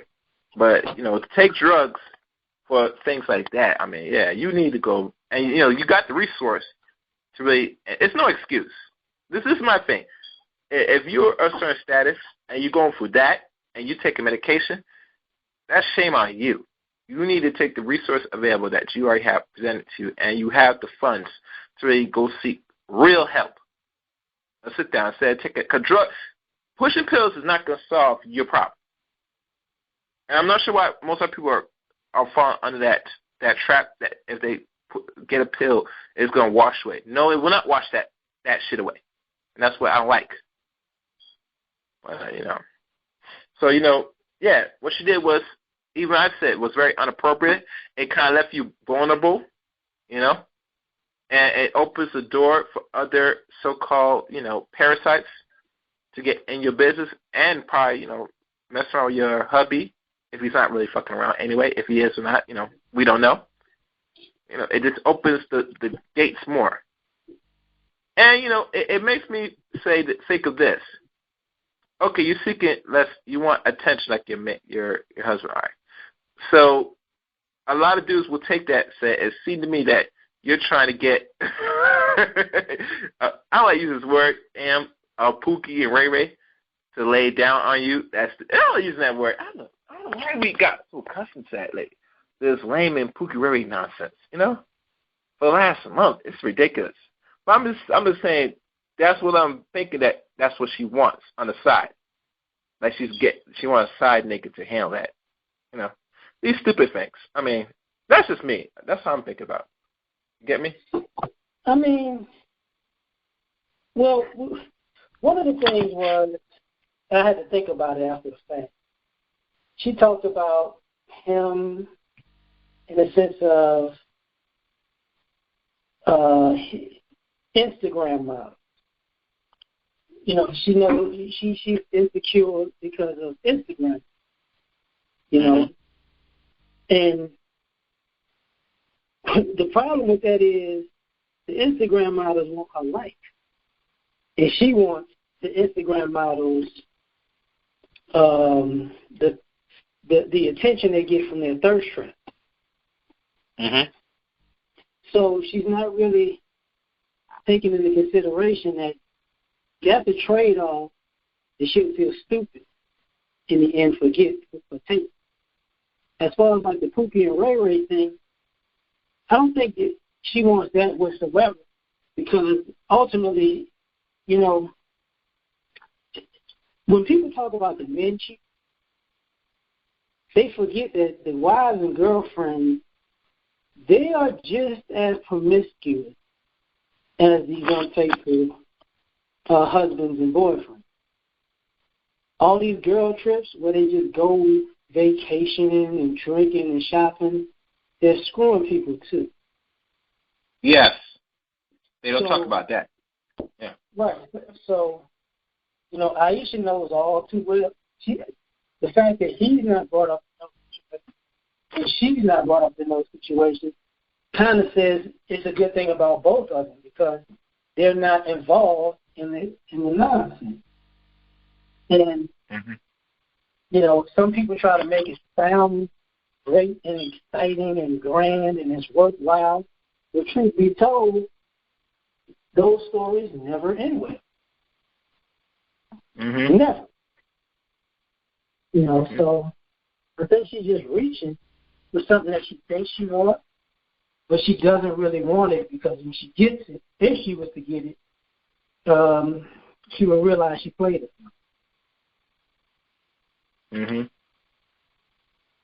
Yeah. Yes, indeed. And, you know, don't ask what you wish for. And you know, it's funny you mentioned girl trips. And we all remember the movie Girl Trips. I did not watch. But that's what goes on when a lot of women are single. Last time I checked. Am I right, bro? So why would married women or anybody that's in a relationship would entertain a girl trip with other women? Now, if they're in a real serious relationship, a man wouldn't say condone his own either girlfriend, wife, whatever, go on some girl trip with a bunch of single women or women that's married. Basically, because that's what goes on. But, you know. Yeah, but they don't want to fess up to that part. Say it one more time? But then they don't want to fess up to that part. Yeah.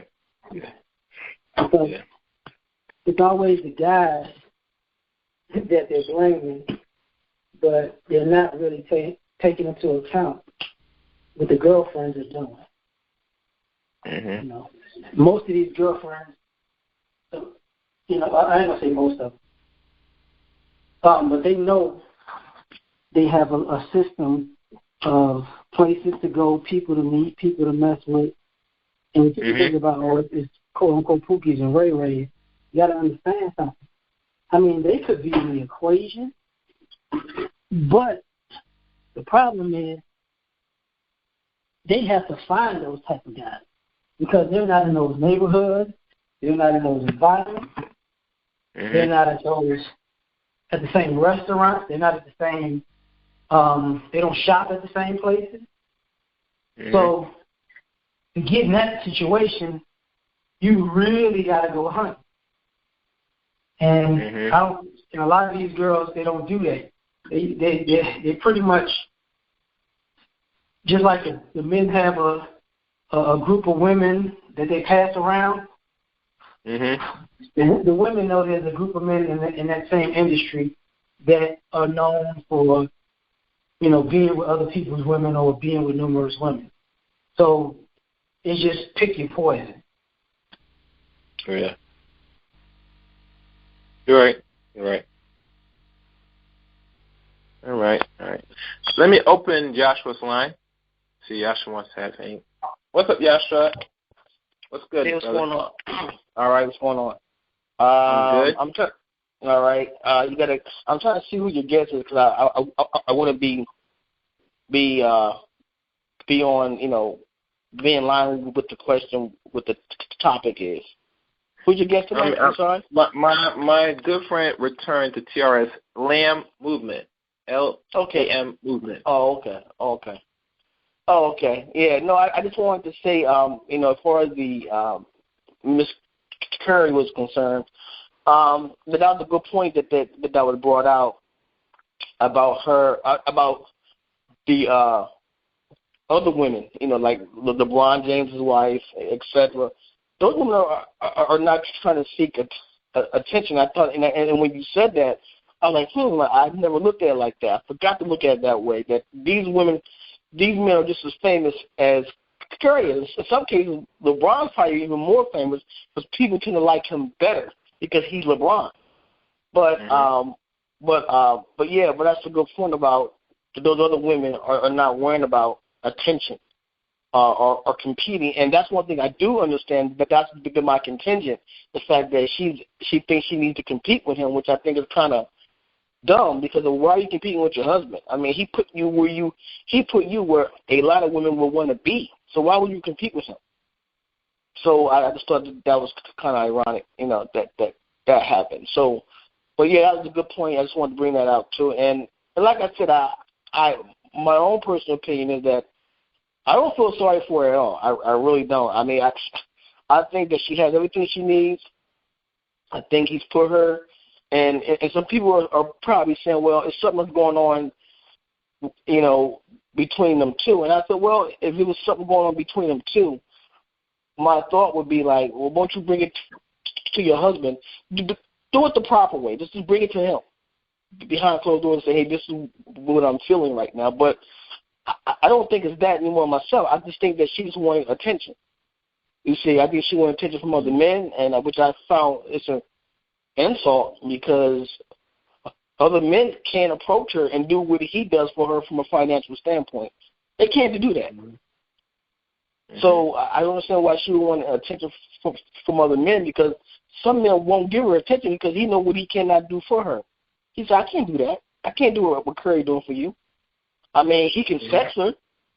He can give her some sex. Mm-hmm. That's it. Mm-hmm. So that's how I look at that. I mean, that's all I have to say on that. I'm done, man. Mm-hmm. And think about this, Joshua. It brings a sense of intimidation by the average. Now, mind you, maybe to dudes that walk up and try to approach her, they'll come with some respect or intimidate one the other. But there is some sense of respect. Besides the DMs, which a lot of women and men have social media accounts on. So, there are some of those dudes that will be brave to hit the DM if they entertain it. But overall, confronting, let's say, a statue like her, yeah, they're not going to do that, So for a woman to really go out her way to really express that, and some women will sit there defend that, it shows that, as always, our ladies are going to be very consistent and be on code with fuckery. Right. And say, well, girl, you're right. You want to feel validated. Yeah, you're right, but you say that behind closed fucking doors. Beep. You know what I'm saying? And I was going to say that about be nice. I'm not trying to use a B word. But other than that, cause yeah, go ahead.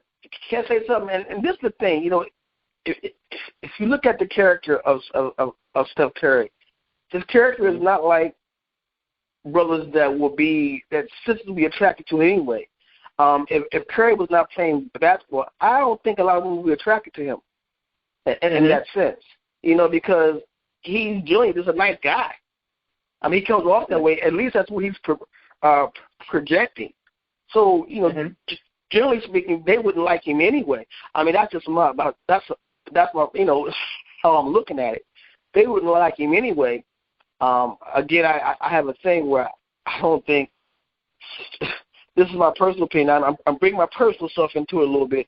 I don't think a lot of sisters like nice guys anyway. That's just my personal opinion.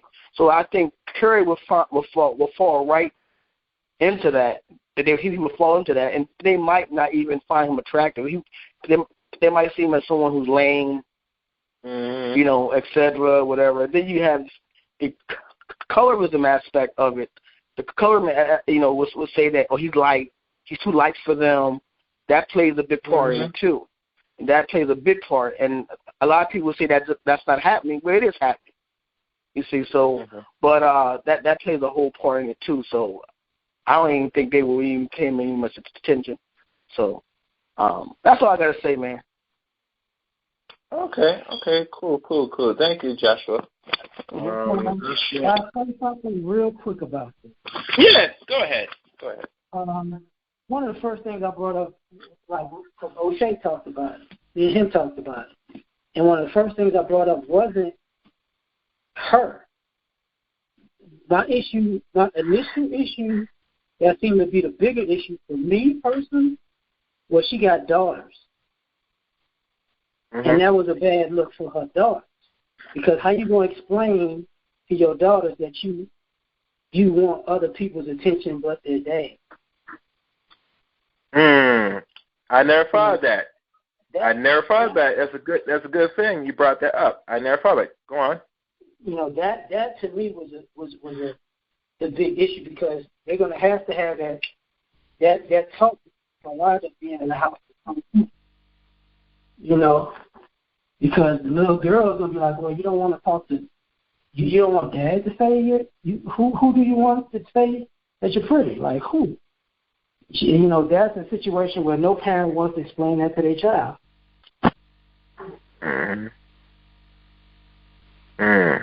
You're right.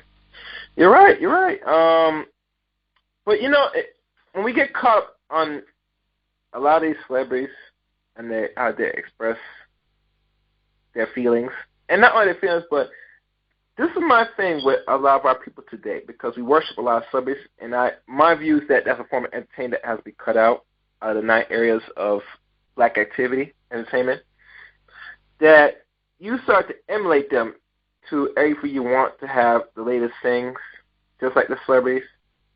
You want to carry on like them. Hell, you want to view your relationships like the celebrities. And to me, when our people get to that direction and operate like that, the way how your life is going to run is going to be totally not only different, but it's not going to be good in your favor going that same route by watching your latest celebrity. If we look at a lot of young women, or women that's millennials or millennial Zs, whatever you want to call them, they look up to this Stephen Curry family. Even to the point where they idolize Aisha because she's like that quote-unquote perfect mom. You get me? And when they found out that she went out pocket and said that, it kind of drew a light of reality. Said, you know, if their relationship is broken, I don't want to see myself getting married. You know? So they view reality by what they see on TV. And I'm saying you can't base how you going to live your life by other people you see on TV, because your life is totally different from theirs. And not only that, they got the money resource and they flunked it just as much as you. The only problem is they got a lot of it, so they're going to spend a lot more. You get me, ma'am? Yeah. So that's my thing, you know, that, you know, no one's perfect. So the one thing people didn't really get out of that is it should show a template that no relationship is perfect. Me and Amir Brown, he talked about this on his own stream. You probably talked about O'Shea, especially that aspect about how the dog's going to feel, because I want people to learn. Just not to watch highlights, but to learn that, you know, what these people go through, you go through in your life. No different. And there's no such thing as no perfect of anything. So that's one thing that I could take out of all this, you know. And I hope some of them are learning, which, you know, it's hard for young women to really learn nowadays because they sit there, they'll still do the same thing like some dudes. But at the end, if you're going to be watching this or get anything else, learn from what these people are doing, their mistakes, so you don't operate the same mistakes. That's all. Let me see who's on the line. Are you there? I hope you're on line. Yeah, hello, yeah, what's up, man? That's fast. What's going on, man? How you doing? Yeah, I was on the line, but I just stepped back in. You guys are talking about Mrs. Curry. We were talking about a lot of things off actually. You listened earlier in the show. Well, I wasn't. I just stepped in. Okay, You all guys right, were talking. That's fine. Wow. All right, go. Yeah. So what's basically the main topic about Curry? That's what I was. No, man, it's just the psychology of the black female, just entirely. That's all. I mean, we're talking about certain things about hypergamy to a bunch of things. You had to go back and listen. I can't really go into what we visited. Maybe I'll just step back and I'll listen to more and I'll get on the topic. But I would say this, Alfax, since you listened briefly. And I'm not sure if you said this before in previous shows on your views on this. Because I'm not sure. Did I really talk about before I had Am come on? No, I don't think I really mentioned it much. Maybe I have. I don't. Yeah, we did with Charles. We talked about this. But to expound a little further, do you feel with our women today, psychologically, with any behavior they conduct, do you feel, and no one said that, will it come realization that they're going to get better, or it's going to just go downhill with our sisters? And anything they do, especially in regards to, let's say, now they introduce equality now. So now, certain things that if you're in the military, for say, and you're a woman, you're only supposed to do certain things that a man can do. Now, everybody's equal. You have to do the same things. And some women don't like that, even to the point where some of them were in their feelings about this, what they call this heart bill about the abortions. Mm-hmm. Like they don't want want equality, all facts, but they really don't want equality like that. They just want to reap the benefits that it's going to give them, but don't want the exact real equality. Like you're now in an even playing field like a man. This is where the pushback starts. Well, yeah, it just me per my opinion, my observation, it's just economics. Me personally, it's not going to turn back. Once you have a woman start making money, they're not going to go stop saying I'm not going to make money. They're going to find a way, whether they have family, watch their children. I mean, women are still going to produce, but the options of making money will always be there. And it has always been going on before. I think women have always worked. They've always had to take care of children, and they always had to work throughout Africa. Not in this quote unquote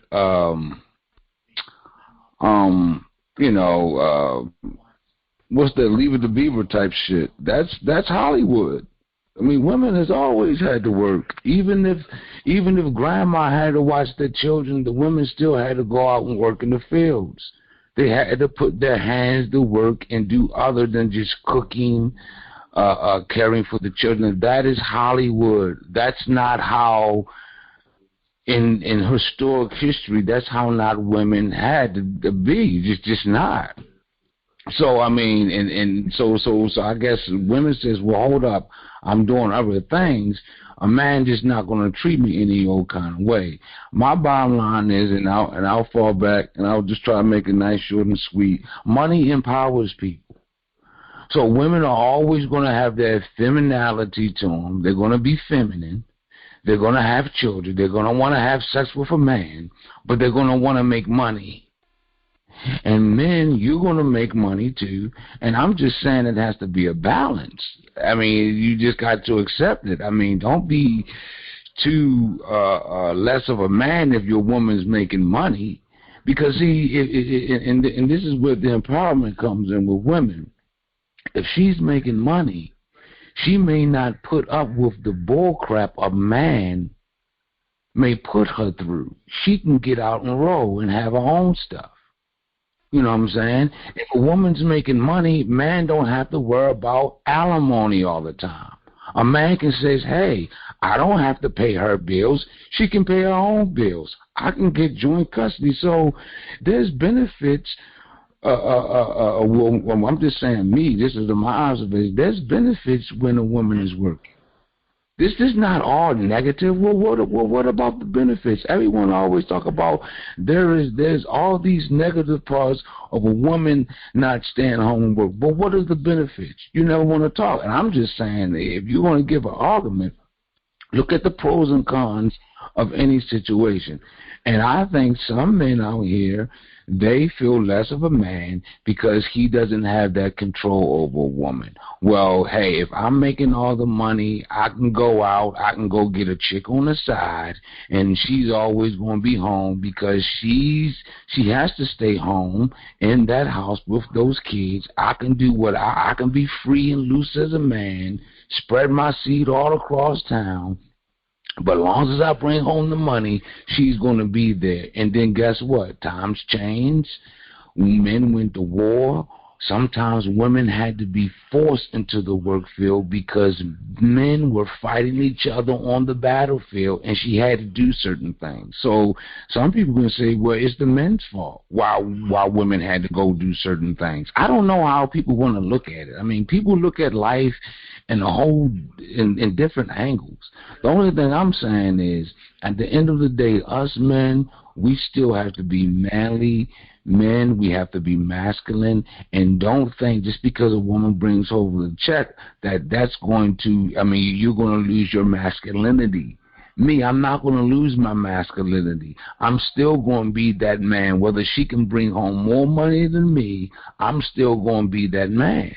And she'll respect me if I'm going to be that man. She wants to go home and she still wants to brag to her friends that, yes, I'm making $100,000 a year, but I got man. My man is a manly man, quote unquote, a manly man. My man does this. Every woman wants to brag on her mate to her friends. So to me, and that's not. And I just say, and I'll fall back after this. I just have to add, I don't know where people get that black women don't like nice men. Where does that come from? That's just, to me, that's disrespectful to say black women don't like nice men. They like men to beat up on them. They like the quote unquote thugs. Hold up, just because a guy does criminality outside of his home doesn't mean he doesn't come home and be nice to that woman. You never know. I don't know. I don't know if the quote-unquote Al Capone, he could have been, when I'm not going to use him as an example, I don't know, any black kingpin, he might have did all that stuff in the street, might have killed a whole lot of people, but when he comes home, he's loving to that woman. He's nice. Some men hide their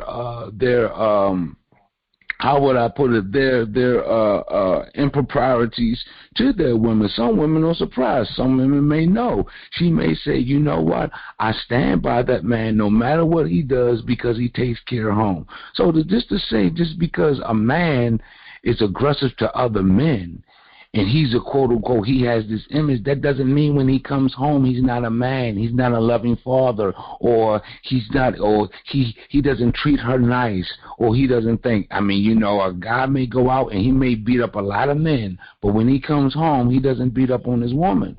So to say that black women, I'm just using, I'm going to fall back, and I'll listen. I hear what you're saying, and I got to interject to you first and foremost. Yeah. Just real quick, but to have this that black women don't like nice men. Well, she may not like a man that dress up in suits every damn day. She doesn't like that type of guy. But just to say that she doesn't like a man to treat her nice with respect, I don't know where that comes from. But that may be a lot of people's experience. But I'm just saying, just to blatantly come out and say that. That's saying a lot of bad stuff about black women. I can't say that. So I don't know. Here's the one thing about, and I'm gonna put it back about what you said. That becomes too prevalent in our.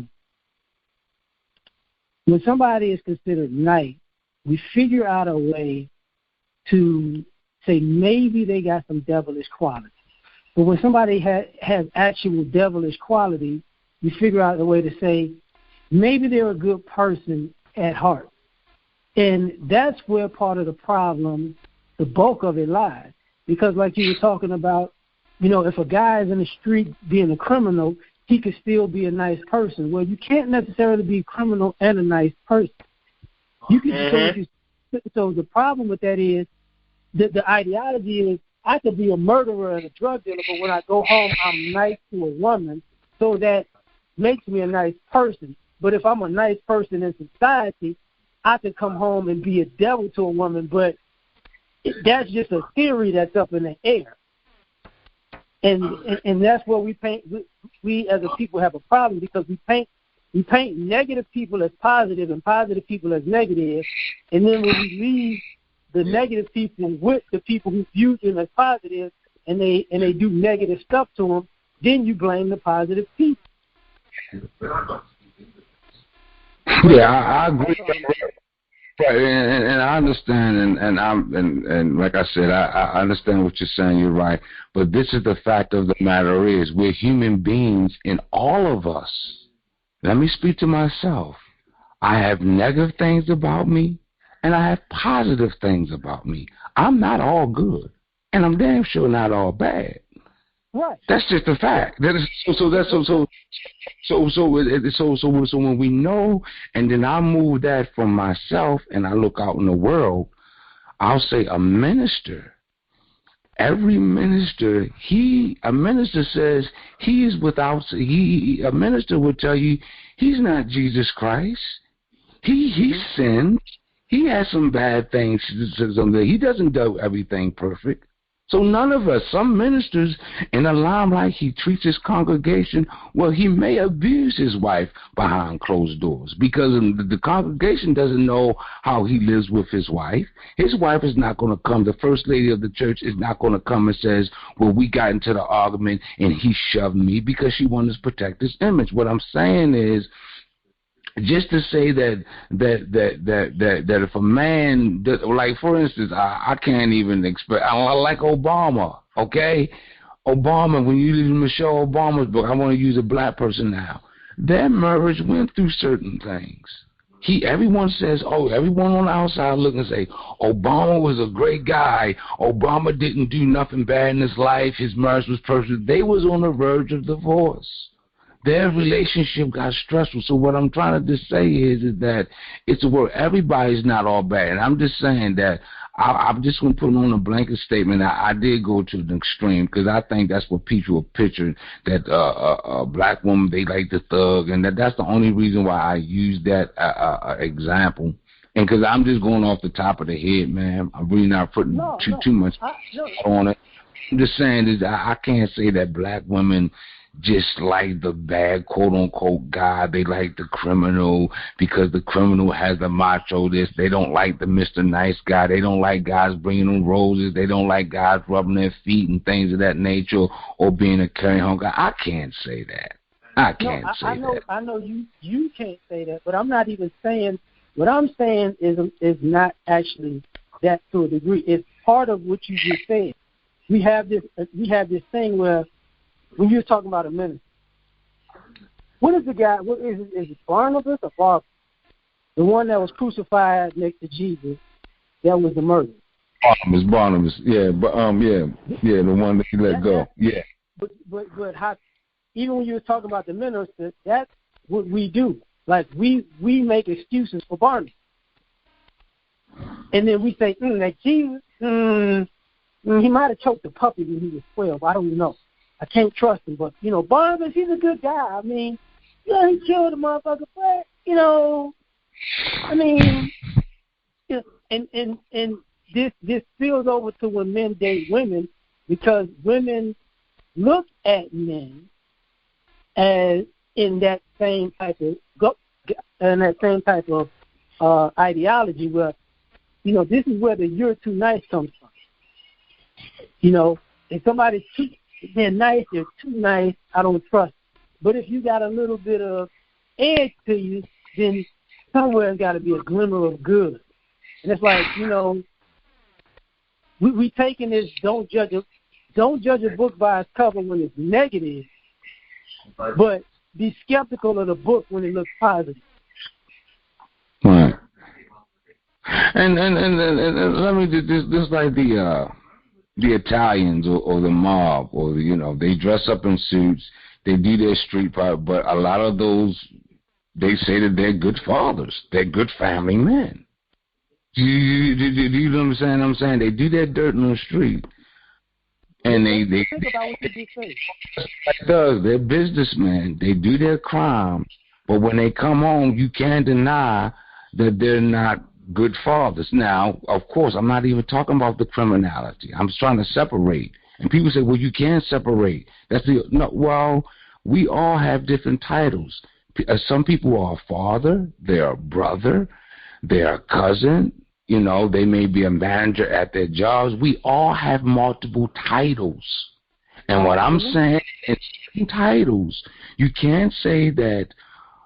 And I'm not even talking about, well, let's move from criminality. Let's just talk about a guy that's a liar. You know what I'm saying? Hold up. I'm not. Someone's going to keep him. Okay, go ahead. Before you take that, I'm glad you said a guy that's a liar. Because when you talked about Italians, they are notorious liars. This is true. I'm a businessman. No, you're a criminal. I'm in the pharmaceuticals. No, you're a drug dealer.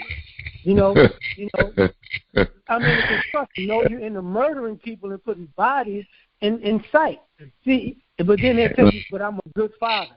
If lying is a part of how he makes a living, why would you believe him if he said he's a good father? Because these same gangsters that you're talking about had a thing for screwing black chicks on the side, did they not? Yes, they did. Did they take care of them black kids that they made?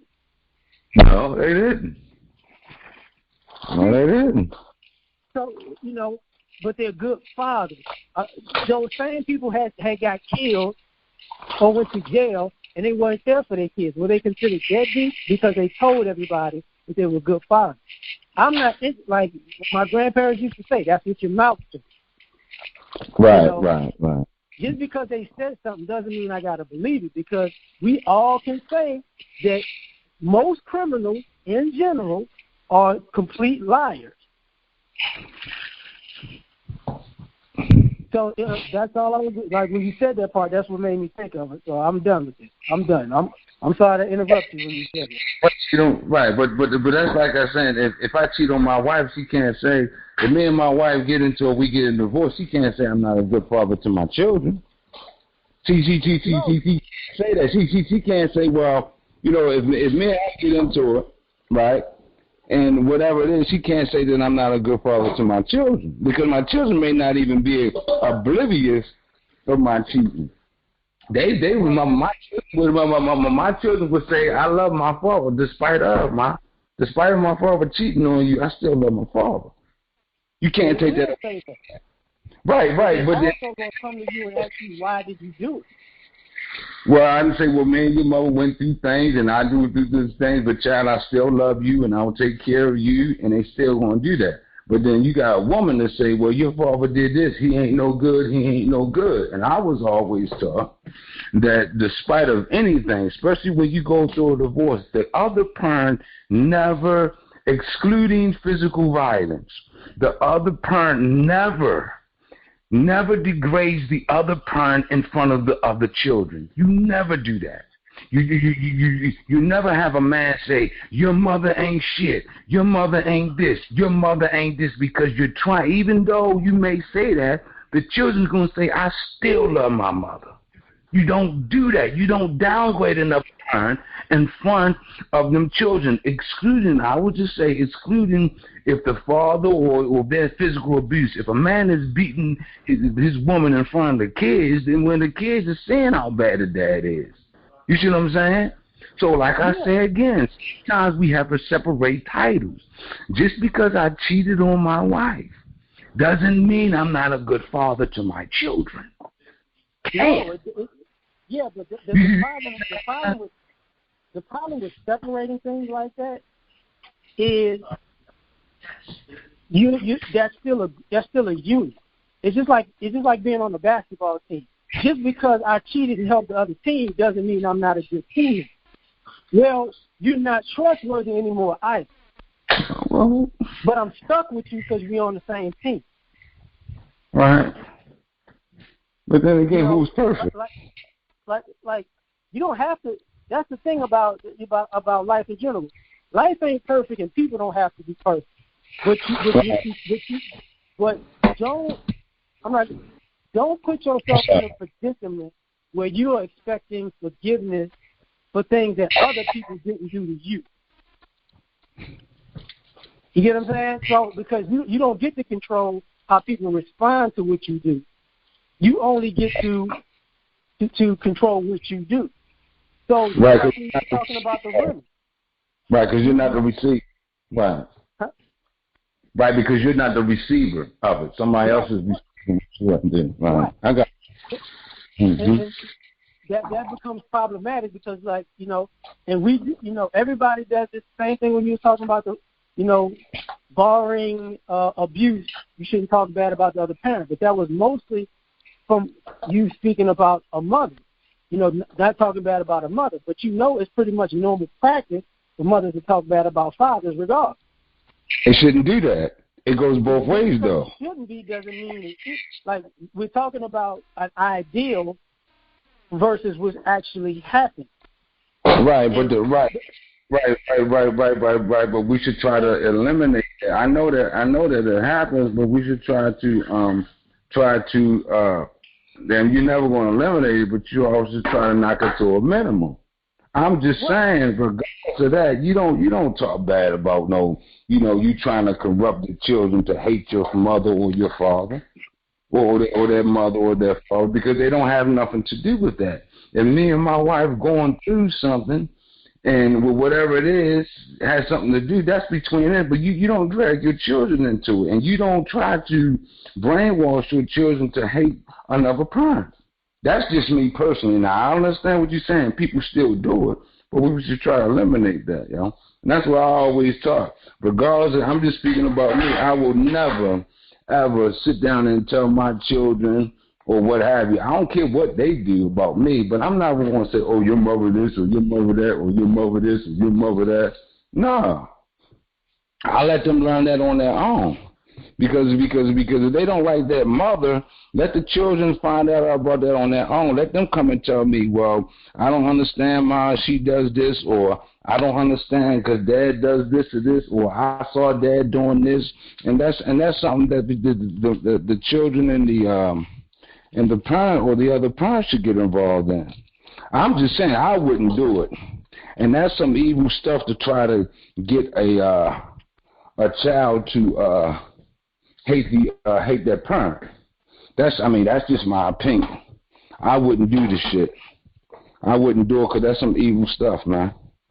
That's like brainwashing and trying to take the lives. Like I said, I might go out there, I might cheat, we might get a divorce. You can say, oh yeah, your father did this. Now we going through a divorce. Your father ain't nothing. He don't need to be seeing y'all. Y'all father don't care about y'all. No, I just ain't care about this marriage. I still love my children. I may fall in love. I may fall out of love with my wife. That doesn't mean I don't love my children. See, my children will always be my children, but my wife may not always be my wife. But here's the problem with that, though. The problem is the agreement you make, right? If she's your wife, to have and to hold, to love and cherish. Right, I got that. So when you take that vow before God, whether it's a man or woman, just because you fell out of love, you still broke a vow. You broke your own word, and now you're gonna act like it's not a big deal. No, it is divorce. But having said that, that does not mean, remember, we wear multiple titles. I am a father and I am a husband. I may not always before your father. Right, but guess what? I may not always be a husband, but I'm always going to be a father. That changes all the time. Once you have biological children, that's your children forever. See, you see what I'm saying? That can't change. You see what I'm saying? She may not always. You have a wife. according to the what? Ex-wife, you probably to the gonna Bible. take up your name because the children have your last name. So no matter how you slice it, she's still going to be that vow is still going to affect her because she can't necessarily move on if she has kids with you without your name. I understand. I understand where you're coming from, man. And listen, this is a nice conversation. I understand what you're saying. Some people may be hearing you saying, okay, well, you coming from a woman's point of view. I may be coming from a man's point of view. But people... No, I mean... Hold on, well, I'm just saying, this conversation that we're talking about right now, it causes a whole lot of shit in a lot of people's relationships. This is some real stuff right now, what we're talking about. And people, it's a lot. I'm 100% honest when I say this. Like, I have, like, all my homeboys, we've had these talks about infidelity. And I'm the one friend out of all my friends that say the same thing.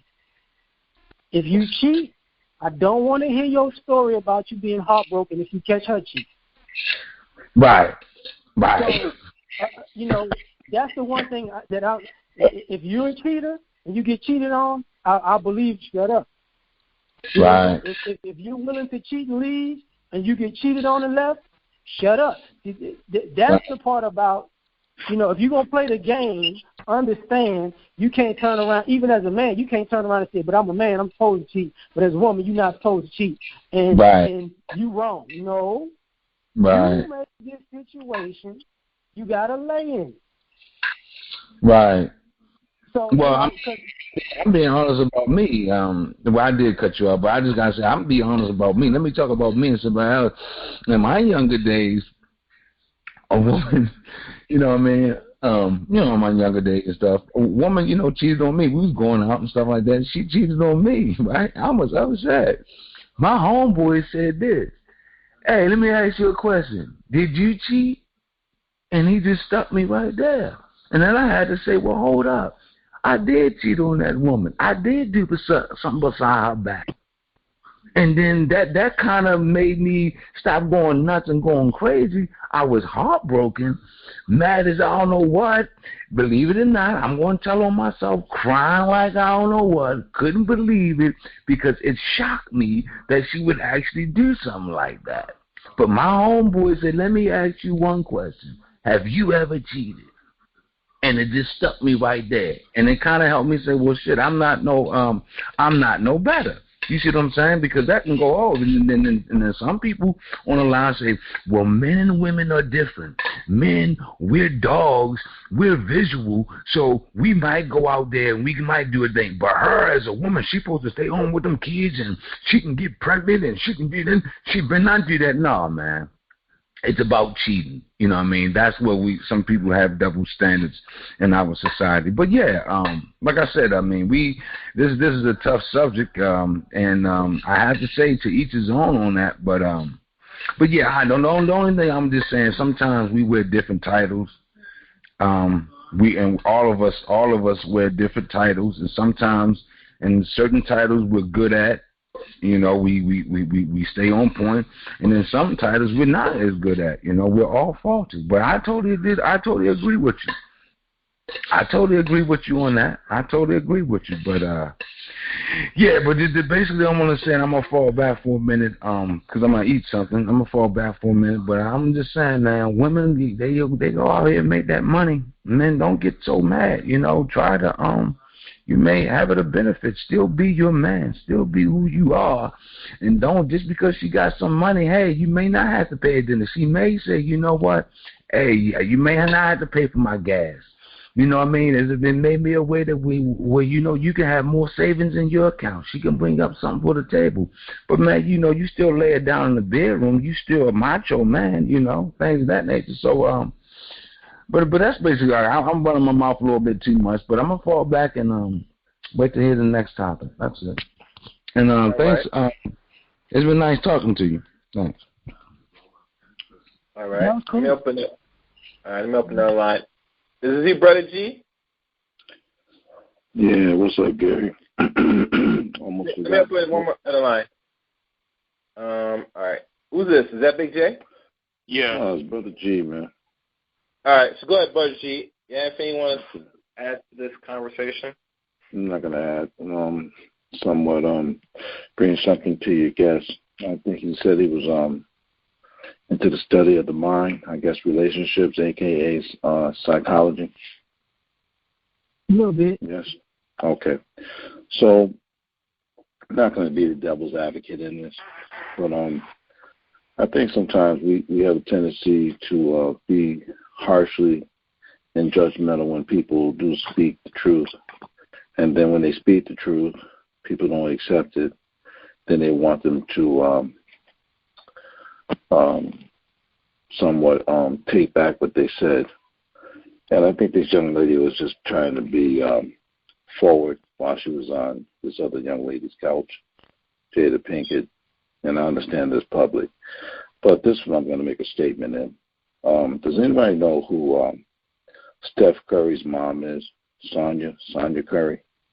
Yeah. And that she has a Haitian background, Christianity, sports, educator, elementary, administrator, started. Yeah, what does that have to do with the topic? Well, Jay, I'm not talking to you. I'm talking to the guest, brother. Hold on, Jay. Thank you, brother Jay. I know of his mother, but I don't know her whole background. Okay. The point I'm getting ready to say is that sometimes you have a strong, opinionated female side. And I'm sure Dell doesn't mind when his wife speaks up. And if Steph, who learned the craft from his father, but learned his discipline from his mother, is it possible that his wife is somewhat like his mom, Miss Sonia, forward, the administrator, the matriarch, maitre d' of the family? Dell was not really one to be very vocal. When he did hook up with the wife, I'm gonna use the word knew her role only because of the sacrilege of religion, being very religious, understood being a wife. But I'm sure she was a very, I hate to use the word strong, use the word stringent, same word, of an administrator to that family, to the family views, to what direction they were going in. And I think we probably a little too harsh on Steph because some people don't want to see Steph sit back and don't say anything. But Steph could be more like his father. As long as no one, like my brother said, became an infidel and broke the vow, there's no harm. But I think what we do is we have a tendency to be so judgmental when people say things, and then the first thing we want to do is come with our own imagination to where it'll end up at. We don't know where it'll end up at. We can't predict the future. But that was only an interview of someone speaking something that bothers them. So I'm saying to you, my brother in psychology, Steph, who was I'm sure a brother, who's probably very capable of deciding what's good for his family or something that's going to be detrimental to his family. And I'm sure they probably worked it out. But Steph also has a wife that's somewhat like his mother, very forward. Have you ever thought about that? There's a book Steph has out. Steph speaks of his father, but he says when it comes to him being very agile to keeping ordinance to how he governs his life, he gets that from his mom because she takes no shortcuts. And anybody ever have any Caribbean, like yourself, Gary, you know how Caribbean families are. They press their way, they're stern, and they're forward. And there's no shame. That's all I wanted to say. Okay. What's interesting to me is the platform, first and foremost. Jada Pinkett's platform has been known. I couldn't hear you say Jada Pinkett what now? The platform, you said? Her platform, since she started it, has known to be full of shenanigans. So if it was done in a different place, it'll probably be looked at in a different way. But her platform is co-sign cheating and infidelity and coming at people sideways and being rebellious to a husband. So part of the issue is that. Right. So we place.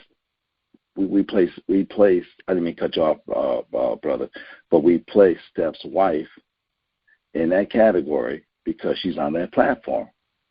You understand what I'm saying? Right. And is that fair? That's part of the problem, because even when she did that interview, that same mother that you're talking about tried to tap her like, don't do this. There you go. Because and that was that forwardness. You understand what I'm saying? Right. So they're both women who are very forward. But the other thing about that is, when it comes to truth and having a family, it's truth in the house and it's truth out. It's the truth that you keep in the house and it's the truth that you let the world know. That was the truth you keep in the house. Okay. And I think I know why you're saying that. Here's my expression why you say that. Because you don't want to lure. Because let me say it, you don't want to lure the wolves in. There's certain things you don't do so that people who are contaminated may come into your venue. Some things you want to hide. But this woman, just go ahead. Not just that, because also on that platform, she also co-signed a woman trying to shoot her shot at somebody else's man. So I don't know about. I don't watch Jada Pinkett. I don't know about that. I don't watch it either. But she had somebody who was on an episode like that too. So because she knew it. So the wolves are not necessarily the wolves of men. They're also the female wolves. That's like, oh, for real? Gotcha. And, so and we give it a lot of energy. You know that, right? So when we give it a lot of energy, and it's not like we took it out of content. She expressed her opinion, but from there, we also had our own judgmental thoughts because we looked at Jada, and then we looked at her as though she shouldn't be saying that in the public. She only expressed her opinion, and from there, hopefully, it goes no further than that. Yeah, but but we're very judgmental when it comes to these kind of platforms. And we do it for a reason. It's called entertainment. We're done. That too, but part of her issue was that she contradicted herself. It's entertainment, brother. Well, it is. And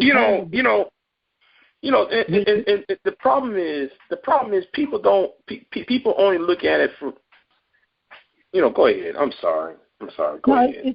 It's the thing about it is when you put out tweets that you only want to be looked at by your man, and then you come out and you say you want other people to look at you, that's contradicting yourself. Let me share something with you. Let me share. I apologize. I mean, cut you off, brother. I'm gonna share something you get done, and I'll be done.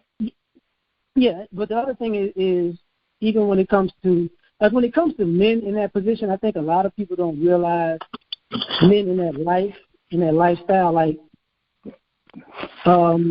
When you're that much, when you're known that much more than your significant other, you go out of your way to put your significant other on a pedestal every chance you get, to not make them feel overshadowed. Right. So let me share something. Go ahead. All right. Yeah. So part of that whole thing about it is a lot of those guys refer to their wives in public because they're so enormous to the public, and they don't want to make it look like I'm way more than you. Can I share something with you? Yeah. Let's say Steph already knew what this condition was. Okay. Last year, Steph televised. It was the woman in red. I don't want to call her an analyst, but she was one of the commentators, actually a sports woman with a microphone. Had on an appearance of something, to me, I don't know if that was the wardrobe set or she chose it herself, okay? And as the woman in red, with the red dress on, approached Steph, right? It was more than once. This woman was doing the NBA. She was doing the NBA, not commentating, but questionings after the game. And she had a different appearance when she was with Steph, okay? Steph felt a little uncomfortable I'm sure knowing the conditions of his wife. You know, the next time this this announcer had an opportunity to question Steph again, Steph brought his wife and not his daughter onto the mic and had his wife speaking. So he probably knows of this. He understands what kind of world that they're dealing with. They understand the groupies. You understand what I'm saying? And I'm sure she got coaching from the mother. And for this woman to go on this platform that nobody likes, a.k.a. Jada Pinkett, homosexuality, whatever we want to build up in our minds to believe that what she do. We have never seen it, but we heard it, right? That's all we do is hearsay, naysayers. And what happens is we have the tendency to put people in a grouping because of affiliation or association. You understand what I'm trying to say? So maybe Steph already knew this. And I wish you could just go back to the archives. I'm sure it's not there. But go to the archives. The lady in the red dress, second time she had on the yellow dress. It didn't look like it was really appropriate for a sports announcer. And I'm just calling her announcer because she was actually talking to the players after the game. But Steph brought his wife the next time. The next time he brought his wife. And you can see the forwardness of this woman because it's a ball game. It's a victory. And sometimes women look how other women, look at life, should I say. Sometimes I'm just saying we're a little harsh, and that's my picture that I just painted for you. And then, to me, that was televised. I looked beyond. I saw 1,000 things in that picture while I was watching this video. So sometimes I'm just saying we could be a little too harsh to how we place the judgment on people. And so we should really be careful because sometimes we can gird things up to go in the wrong direction. No, Thank you, brother. Right. I speak from a view that has been around their life, looking from the outside, looking in. Because I have people who I'm close to that have been in that professional avenue. And for sure, you have a lot of those female analysts. They love going into the locker room because the guys are naked. They take their showers, and the media is always there. So they see these guys all the time in the news, right? So this is part of the crushes that they have. But the thing about it is that because that's part of the lifestyle, it can create insecurities. But it's normally what happens on a road that's more of the issue. Because, say, those announcers and analysts, they're known. They're known for what they do and what they're willing to do and who they've done.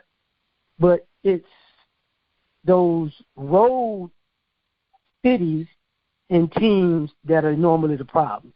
The LAs, the Atlantas, the Miamis, the New Yorks, the Chicago, Dallas, Houston. Those are the places that people that a lot of wives are worried about. You know what I'm saying? Because everybody wants to be around popularity. And I don't want to identify what my craft is. Dealing with entertainment, music, and one of the things that an elder said to me, and close to my relationship, actually my mother-in-law, says to me, Brother G, and that's not my name, but she said, be careful because the devil uses a woman real quick. And what she was talking about was just the ideal of an individual who's in the limelight. And people sometimes just want to be a part of that. You know what I mean? So it's easy. It's easy for the significant other to have to sit back and watch that. It's difficult. It's easy to say that it's easy. I'm saying it's easy to say they should stay in that role. But no matter what, in our human nature, we're all of us going to have I'm not going to say jealousy, but we're going to have a little resentment of why not me, or is it my turn? You know what I'm saying? Everybody does it. It doesn't have to be. I get that part. And think about Bobby and Whitney. Think about Bobby and Whitney. Same thing. What's the difference? Well, Bobby was the one. Bobby was almost a failure to Whitney's come down, tear down. No, but see, that was okay. Speaking of, like, putting those two things together, right? One interesting thing about this is this. Because even in the Jada Pinkett thing, even Jada Pinkett said when she had to put herself in Will Smith's shoes, she saw how real it could get. And sometimes the insecurity comes from, if I was in your shoes, huh? That's the word, insecurity. Right. So sometimes the insecurity comes from, if I was in your shoes, I might be tempted to act on this. I couldn't have the same resolve that you do. So sometimes you can make a trust issue or insecurity bigger because you're looking at the person like, if I was in your shoes, I would be doing this, and this. I don't know how you not. And the same thing with the Bobby Brown and Whitney thing. Everybody who knew about Bobby Brown and Whitney knew that she had a reputation for being super hood. It was just people put it on Bobby because Bobby is Mr. My Prerogative. He's already bad. Hold on now. That's not fair. Whitney was very talented. Bobby could not. I didn't say she wasn't talented. I said she was super hood. Okay, I know that's what you want to say, but I'm trying to, coming from Boston, and Bobby. Go ahead, man. I'm done. Go ahead. Wait, stay right there for a second. Oh, guys. Let me hold on. Before you say it, Lamb, let me open ABC's line because y'all got to go back and forth. ABC there? Yeah. What's happening, man? I don't know who your guest is, but just a couple of things. One is, everybody's taking this side like how she offended her husband or something, but maybe he ain't doing right. Maybe he ain't giving her what she needs. I mean, that would be one answer, but what I think is more likely is they've been married for 8 years. I expect that they have had conversations about how she feels, and I think anybody that's been married for longer than a year has some idea that, over the course of that time, you're going to have some discussions about problems and if you ain't feeling right and if you're mad about something and all that kind of stuff. So I expect that they have some conversations about how she feels. She's got 3 kids. She went through postpartum depression after a botched boob job where she wasn't feeling good. Her last kid is 10 months old. So she's going through a lot. Yeah, and the main thing is that they went through this. I expect that they talked about this together as a married couple, and I expect that he knew she was going on this show. So if he had any concerns that she might wild out or something like that, he could have told her, hey, look, baby, you ain't in the right mind right now to go on that show. This ain't the right thing. Or he could have at least said, look, don't get into our personal life. What are you saying about box food? Wait. Okay. Box food job. What are you talking about box food job? She had cosmetic surgery? Yes. So she had a boob reduction, enlargement? What the hell are you talking about? They said it turned out to be an enlargement. She didn't want an enlargement, but it turned out to be that way. And this was back in 2015 or 16 or something after her second kid, where she went through postpartum depression and she wasn't feeling good. Her titties got droopy or some shit, and she wasn't feeling good. Okay, all right. I think I thought that. All right. Go ahead. I am. Moving. Go ahead. She's fat, so she ain't feeling good about herself. That's women. Right. Absolutely. Like she had a third baby. She's bigger, and she's dealing with depression and anxiety. And this is part of the thing, like, because if you're married to a professional athlete, when you're out of shape, he's always in shape. So that becomes a problem for as a woman looking at a man who's in prime physical condition and you're not, and and so she's lazy. Well, no, I mean she just had a baby. Like women don't just snap back like that. They gotta. The more kids you have, you'll be surprised, Lamb. Come on. No, seriously. Like I know some girls who have babies and they go back to regular, and I know some girls who it takes them a while. Well, they got to put in that work. That's all I gotta say. Yeah, absolutely. But the other thing about that is, I mean, that conversation might have been had because his mother was on the panel there. So it could have been one of those situations. Just, my mama coming just to make sure it don't go too left, or so. It's just something that's weighing on her so much that she had to say it publicly. Hey, but brother, you know that all those ladies said that. You know all those ladies said that during the show, right? His mother said that too. She said she went through it. They all said they went through it. Absolutely. Yeah, but they also tried to stop her when she was saying it, and then they started saying it after to like comfort her. Like that's the thing. Like when you look when it went down the way it went down, they did try to stop her.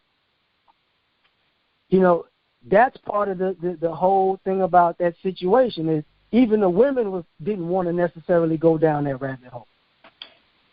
Well, Jada is the one that brought it up. She said, how do y'all feel about all these groupies around your husbands and all this stuff? And that's what started the whole thing. Right. But all I'm saying is that it's not like it's an invalid point that she brought up, and it's not that she's shitting on her husband. It's just girl talk, and they sitting around talking about what it's like to be one of these famous wives.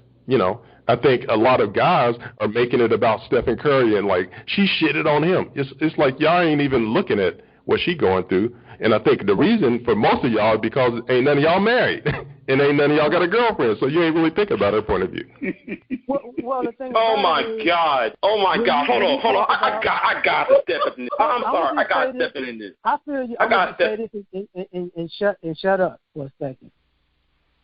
When they asked about groupies, that they were asking about groupies, it morphed into, I wish I had male attention like that.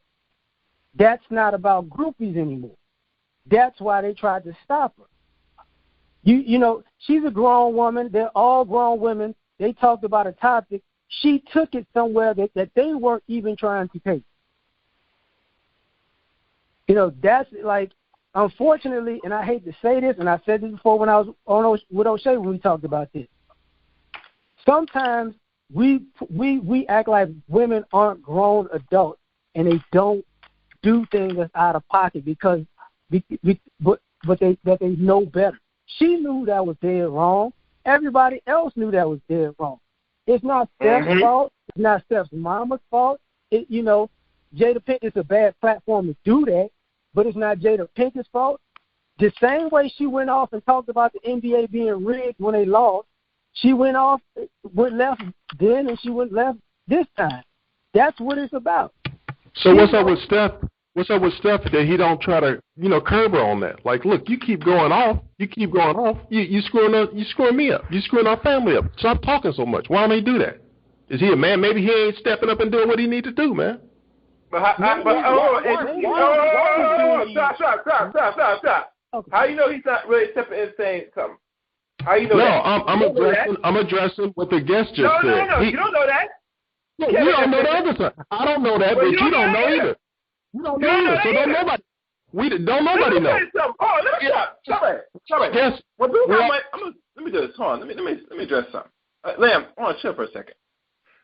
You gotta understand, these people are on the spotlight, where everything is attended on them. A lot of people got perceptions like the perfect marriage, yada, all this stupid shit, right? There's certain things he's not going to do to give more attention than he's already had because his wife, like most good of our sisters, enough of them, not a lot, but just enough, they go out of pocket and be saying shit like this out the mouth towards black men that they will not do with other races of men, especially in public. They're accustomed to this. This is not something new. You should know this. Everybody should know this already. This is expected. The only problem is the reason why this is draw attention because this is a celebrity and this is quote unquote a so-called perfect union, perfect marriage. Especially people that are Christian that follow this shit. That's what draws the most attention out of it. You get me? All right. Yeah, I get that. But I'm saying you just said that we're holding her to be like perfect or something. I think that the people that are saying perfect. That's what people hold perfect. I don't hold shit. I don't watch fucking bad fools like that no more. I don't pay attention to these fucking celebrities. The NBA is holding it perfect. He's a commodity. He sells. The people that about it is the ones that's holding her perfect. She's a human being. Her husband understands it. You don't think they talk? They've been married 8 years. You don't think he knows what's up? But you don't get the point. You really don't get the point. You really don't get the point. You see, you only look at it from the Ayesha Curry thing by itself. You're not looking at it when Beyonce mistreated her. What is Beyonce's mother's name? AR. Yeah, Tiana knows. Tiana knows. Yeah. When that stuff was going on last year. But she wasn't married to old boy. So I wish we dropped this experience card, this so-called experience card, and this so-called marriage card, and not call it things for what it is. See, you are looking at it from the Ayesha Curry. Allow me to speak. She was married, right? She was married before, right? So she does have experience. You don't have experience. You don't know nothing about it. Somebody, hey, Gary, mute his ass so I No, you don't tell me what the fuck to do. Talk. I'm not here to respond. This is my fucking show. Fuck your business. No. He be getting away with too much shit, all that insulting and shit. But the point is this. Fuck your business. The point is this. See, ABC only looking at it from the aspect of what old girl did on Jenny Pickett, and not looking at it from a societal issue. But he want to sit there and try to use it as, oh man, I'm a dick watch Big J's dick. I'm a dick watch. Are you fucking LR movement? Are you getting a pussy? No. That's that shaming tactic bullshit. Let's get right back to the point. What Tina Knowles did and what Ayesha Curry did is that they embarrassed their husbands, their boyfriends, and their significant others on live TV, and in today's society is allowing this shit to go off, allowing this shit to go, unsaid. I got a question. Yeah, go ahead. The brother that was saying maybe Steph was doing something wrong, and brothers probably never been married or don't have a girl. So you're saying you either been married or you got a girlfriend, right? Yes. Okay, so you wouldn't have a problem if your wife was the one saying that on national TV. Yes, I would. You know you're being a hypocrite now. No, I can explain it. I just don't want to take up our time. I want to explain it, but I want to make sure that I have time. I don't want to cut you off or anything like that. Hey, I'm done. Okay. So can I answer? Can I answer? Can I answer? ABC, because I answer? You can't have it both ways, and you need to stop being people's YouTube daddy, because you're nobody's daddy on here. Real yes. talk. Can I answer the guest? Nobody's daddy on here.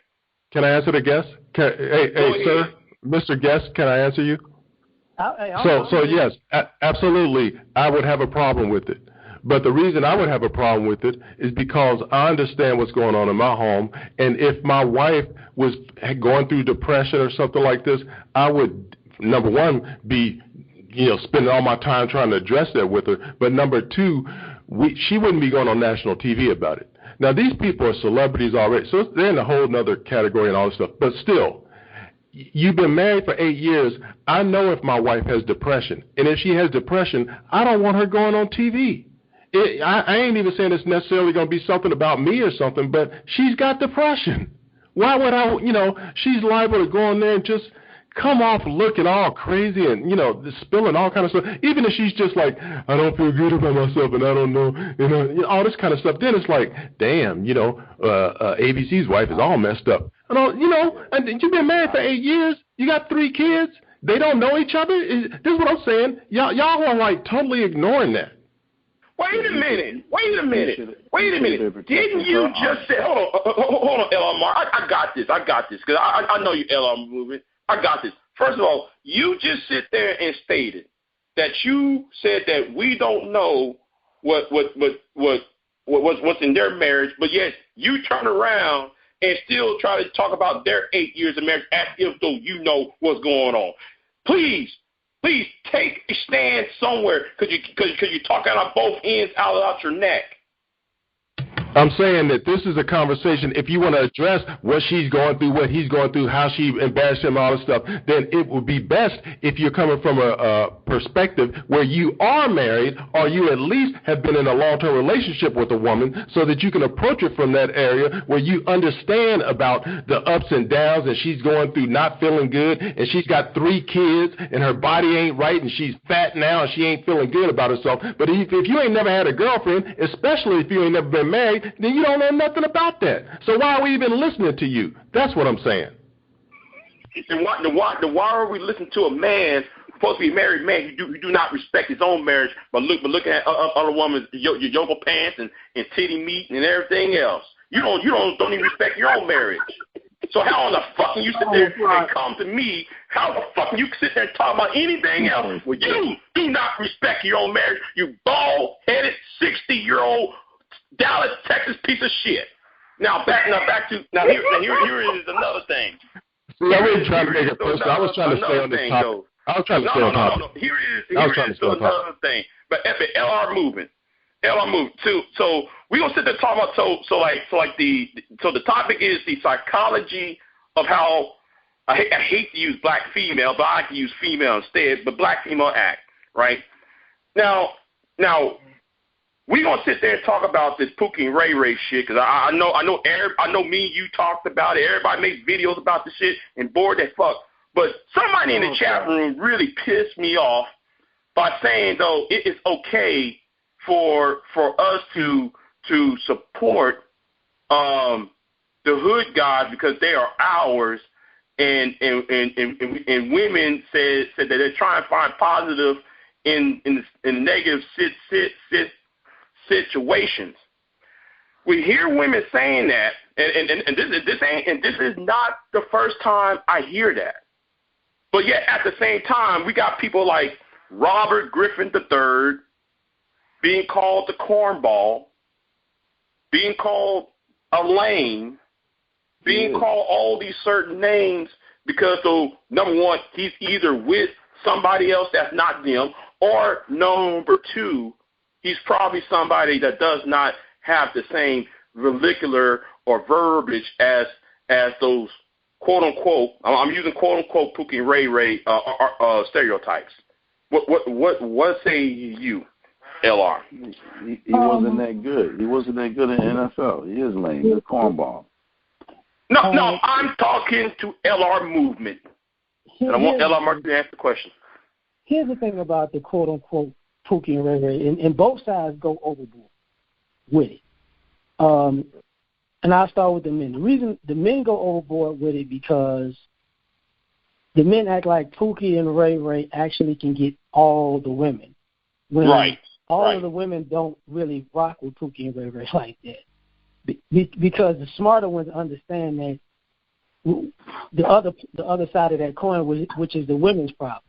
When you're trying to find positivity in a negative person, the same person that they talking up to be a good guy is the same person that they say ain't worth a damn because he wasn't worth a damn when they met him. So just because somebody is looked at as a corny or like a cornball, it's kind of ironic that successful people are cornballs and unsuccessful people are good guys. So it begs to you can make an argument that what is really going on is people are scared of success. So they big up people who will never be successful because they're scared of being in a fishbowl or having to have some type of standard about themselves on a regular basis that's high. So you lowball to a low standard, and then you get to blame the guy because, you know, he should have been better even though when you met him he wasn't good. You know, just because somebody doesn't talk, like I grew up on the East, in the Midwest, and the South. When I hear somebody from California talk, they all sound proper to me, even the people from the hood. So it's really not about how people sound. It's just about the fact that you don't necessarily want to relate to somebody because you don't really want to be pushed to be a better person. You know, this is why people are different in the first place, because a person's differences may bring something out of you, may make you better in an avenue in your life that you were lacking at, just like you could bring something out of them that they were lacking at because y'all came from different backgrounds, a different place. But if you from the hood in a sense like me, even people from the hood know if I get out of the hood, I'm not trying to go back to the hood to prove to the hood I'm still from the hood. So I need to do something stupid. Like I've seen numerous people who, you know, you want to be so cool that you wind up looking like an idiot in the long run, or you want to be around a guy that said because, you know, he makes you feel a certain way, and that's the same guy that broke your heart and left you and your kids. People are looking at this from such a short-term, immature vantage point that when people look at the long-term effects of it, which we all can see, then people want to get brand new. So that is what I think about that. Well, let me ask you this question. And so are you saying that women lost their direction and they need to get back into their place? Is that what you're saying? I'm saying. Are you saying women need to get back in their place? I'm saying women need to get back into choosing the best guy. Get back to knowing what choosing the best guy looks like. Mm-hmm. All right, I go with that. Because you know, back in the day, lately you used to date and you used to court, and you know, people dated multiple people and then they picked the best one. Now we're dating multiple people and we're picking the person we think is going to give us the best sex. Mm-hmm. Fact. That's a good answer. Okay. Hold on. LR movement. I hope though I'm not deflecting or distracting the conversation. LR movement. Please tell me if I'm distracting you. All right. No, No, I'm up. Y'all got me up late. I got to be up at 5 in the morning anyway. Stop reading the chat, Jay. G, stay out of this. G, stay out of this. Stay out of this, G. No, I'm good. All right, Lord, bro. But don't read the chat, Jay. You're doing good, man. Stay out of this, G. Stay out of this. All right, Lord, bro.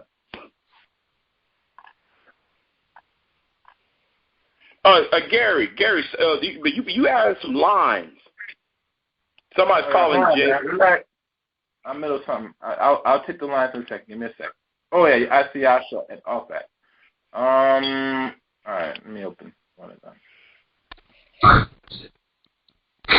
The point. The reason why. Is it still his? Oh, go ahead, Big J. Go ahead, man. The reason I know people say, well, Big J, why are you using Robert Griffin III? It's not that because he was dating a white woman. That's not the point. The point is some people we have a culture that will downgrade somebody from that archetype, but big up somebody else. You put one guy who has not done anything, but dig up somebody who has done something wrong. That was the argument I'm trying to bring up. But people are so stuck on the racial issue, they don't want to sit up and actually be honest. And that's why I think that some women don't want to be honest on certain topics like this. Why is it? It doesn't matter if it's Robert Griffin III be called Lane, or this guy called Lane, or Michael B. Jordan. Michael B. Jordan. I use Michael B. Jordan. Michael B. Jordan is called Lane, But yet though it's all right for him to be called lame, but yet when we dig up somebody, like R. Kelly. I mean, and I'm looking at it. That's fine, Big J. There's nothing wrong with that. I mean, there is something wrong with that. There is something wrong with that. Right, but that is a matter of a woman's opinion, and she's entitled to it. Listen, infidelity runs in all. When you talk about men, we're not talking about infidelity. Why do you bring infidelity up? Don't talk about marriage and cheating. We're talking about how society. We're talking about how society, how society would downplay someone who have not done nothing, and the only crime that person did did not sound right or talk like the average Negro, but yet we want to gravitate towards and surround ourselves by the person who may have done a whole lot of damage. Can I but that's where I'm coming from. Go ahead. You can say something. Make my point. Yeah, go ahead. This background noise. I think, when it comes to men attracting women, I think what the brother's trying to say is, if you notice the last 20, 30 years, black men in particular have been taking on a degenerate masquerade of a mask because it attracts the women more than, say, a blue-collar, white-collar type of person. Mm-hmm. So, because when you look out in society, all these people with all these tattoos and earrings, you could tell that's not, they're like wearing a uniform of what they think women are attracted to. It's not necessarily who they are, because you could tell by how it looks on them and how they carry themselves. You had a lot of brothers dressed in certain ways that, and emulating certain attributes of the guys that they figured was getting all of the women, and that's not them. And the guys who just are, I wouldn't even say square or corny. The guys who are just not going to assimilate to that feel like they had a harder time.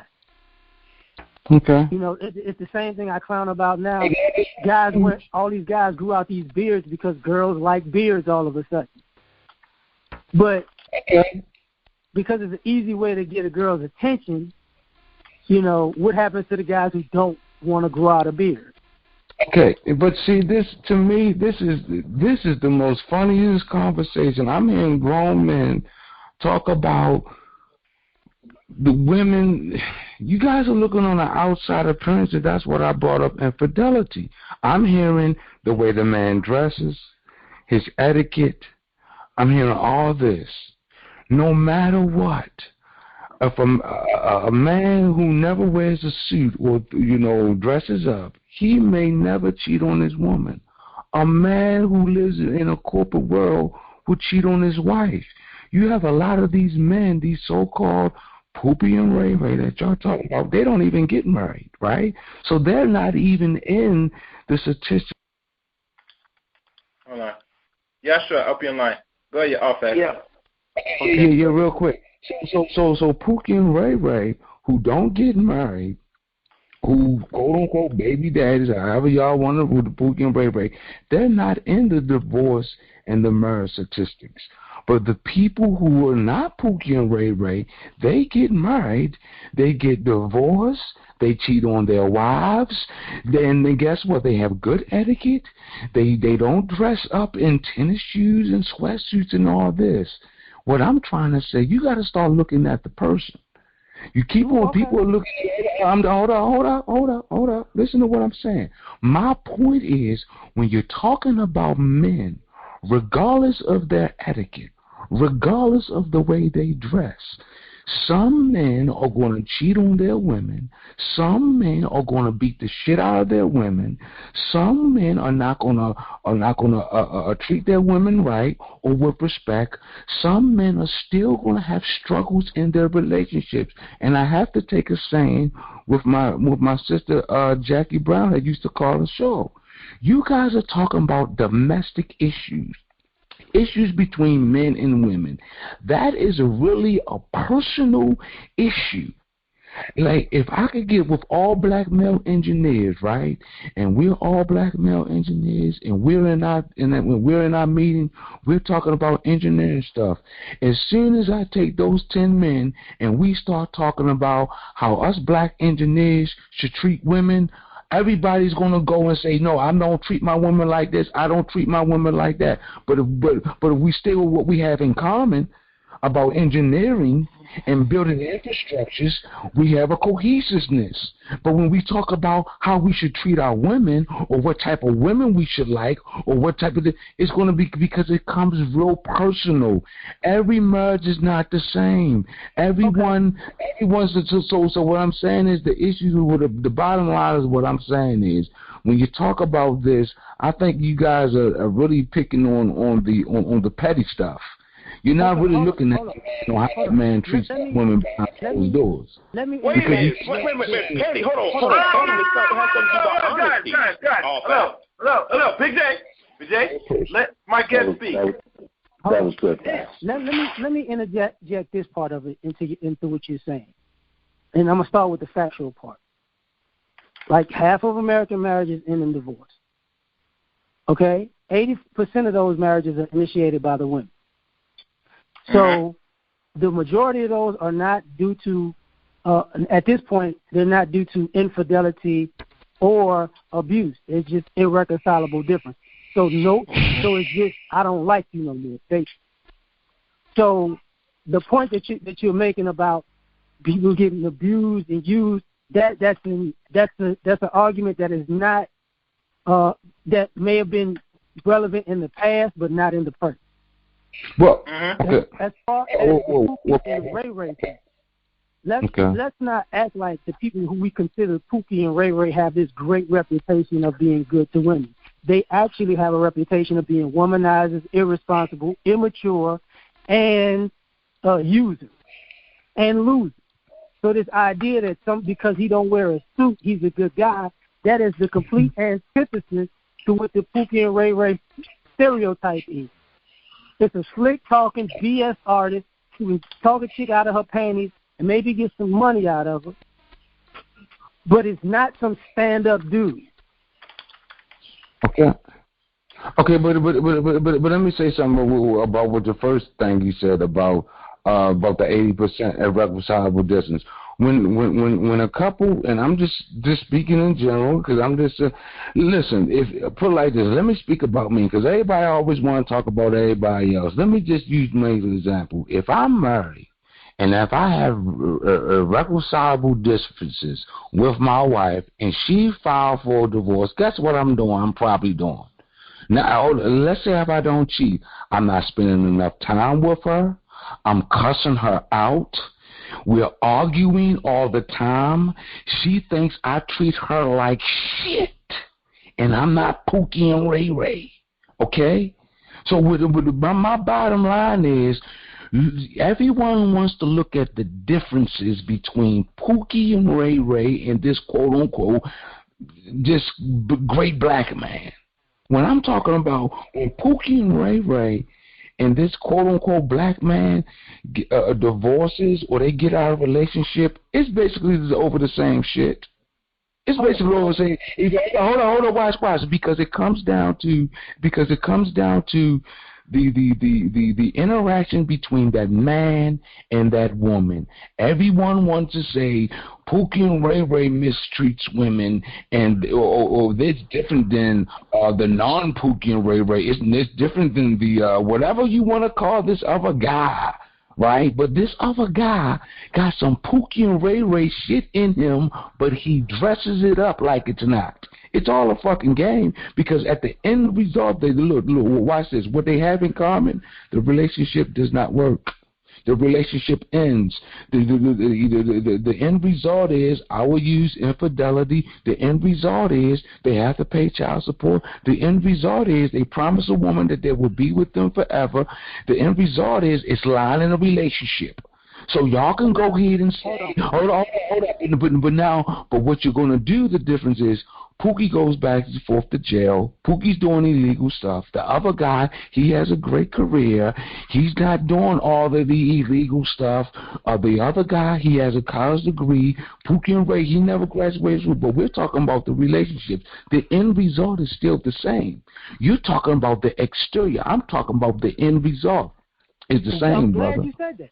I'm glad the end result is the same. When you talk about the end result, you've made numerous arguments where you talking about the result. But one thing that me and the brother used to talk about earlier, none of your arguments are framed in the way that women have agency. None of your arguments are framed in the way that women actually, like, if you can believe a woman can be emotional, you can also believe a woman to make a decision out of emotion and be wrong. Man, Pookie and Ray Ray's up front, bro. That's what he's trying to tell you. I ain't talking about the other niggas hiding. Right. I'm not talking about that. What I'm talking about is ideology. That's the other guy. Hold on. He's the picture of everybody in the church. Hold on. Yeah, the upstanding guy's hiding shit. He hiding. No. What I'm talking about is this ideology that a man did everything wrong and a woman has no agency. She is not at fault for anything. Because I'm guessing you are. I'm in my late 30s, so I'm guessing you're like 50 plus. Oh no. No. I'm about to say 49. Fuck no. Because what's ironic about what you're saying is basically, you know. I'll be 45 soon. I'll be 45 coming up soon. You know, women have no capacity to make decisions. I hope I'm in some good pussy. How about that? But what you're saying is, you know, the women that you know have never had a brain of their own. No, I'm not saying that. I'm not saying that. The only thing that happened to them is they met a man, and a man did X, Y, and Z, and they were just stuck under whatever that man did, and they get tired of that man because they had no agency the whole time. No, I'm not saying that. No, because we were on an angle. We were not beating up. What everyone's saying is that these women having problems picking up Pookie and Ray Ray, and that's the problem. And then because they need to pick up somebody else better. What I'm saying is, regardless of how the man talks, regardless of his job thing, if they're not with women, going to have problem with men because men do men stuff, regardless of the job, regardless of the economics, regardless of what he wears. Sometimes relationships just go through stuff, regardless of anything. Regardless of the guy comes from the suburbs, he still may have problems in a relationship. I actually know no male who had sex with one woman, right, and only that woman for the rest of her life. I know everybody that I know, they had multiple sex partners in their lifetime. What does that say? What does that say? That says that everything doesn't go according to plan all the time in all relationships. I'm quite sure you had multiple sex partners in your lifetime, meaning that no, that does mean something. That does mean something. You don't that know means what I was about to say. Yeah, I'm sorry. What were you about to say? That does not equate. Having multiple sex partners does not equate to having a relationship and being unfaithful just because you're a man. Both sexes have multiple sex partners. That's basically how society is. It's basically how society thinks. This ideology that all of a sudden, it's not a all of a sudden, but this ideology that because you're a man, you're all things negative, and because you're a woman, you're all things positive, is completely asinine. Right. So what's the point then?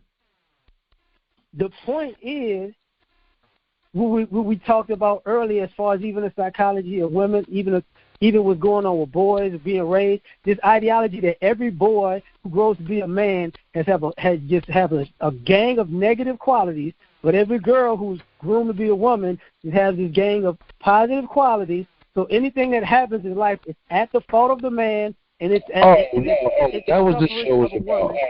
No, I don't agree with that. No, I don't agree with that. But no, what you frame your argument, you frame your point as if the reason why good person in it is the treatment. No. The only reason. I take that back. The only reason why I was frame your argument as if the only two good people are the female and the Pookie and Ray Ray.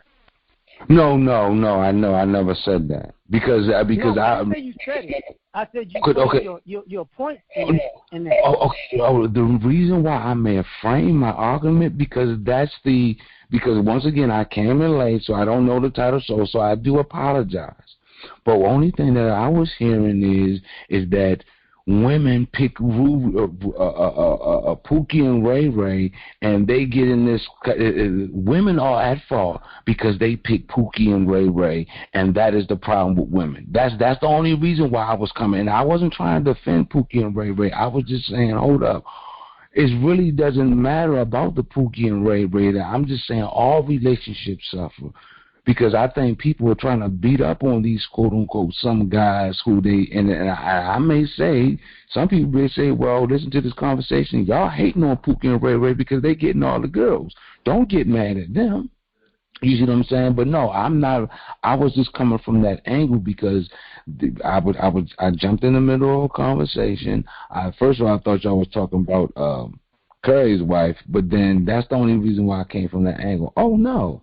That's not true. That's not how I believe, brother. Hey, not can at I say all. something, Gary? Hey, Gary.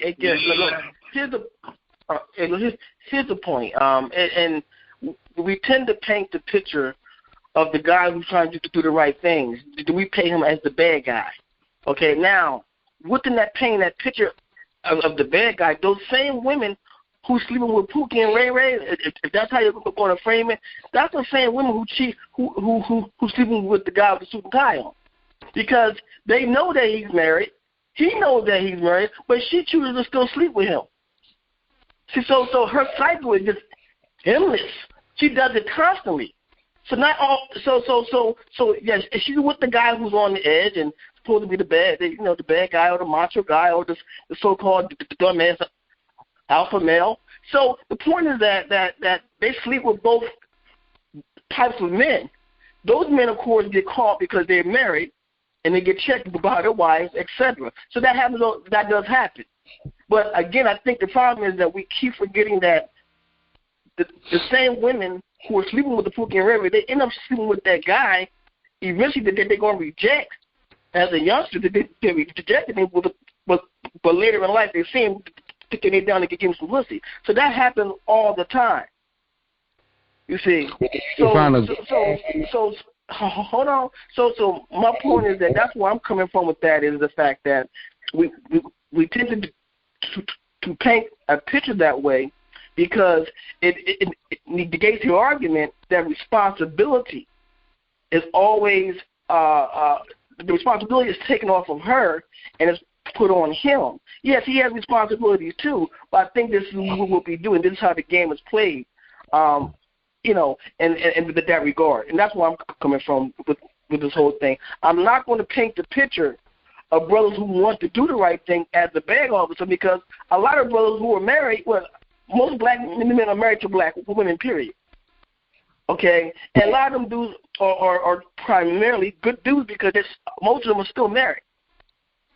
You see, so what I'm saying that again, so this is where I'm coming from with this. I think that, I brought up the thing earlier about that sisters don't like nice guys. I said that for a reason, and L.A. he answered it very well. He dealt with it very well. I appreciate that he dealt with that very well, and that's where I'm coming from. I think that we have character deficiency issues, and black people have these character deficiencies when it comes to relationships, and we tend not to look at a person's character because you can detect a guy's character and see what he's going to be about. You can detect that shit very easy if you just challenge watch his character all the time.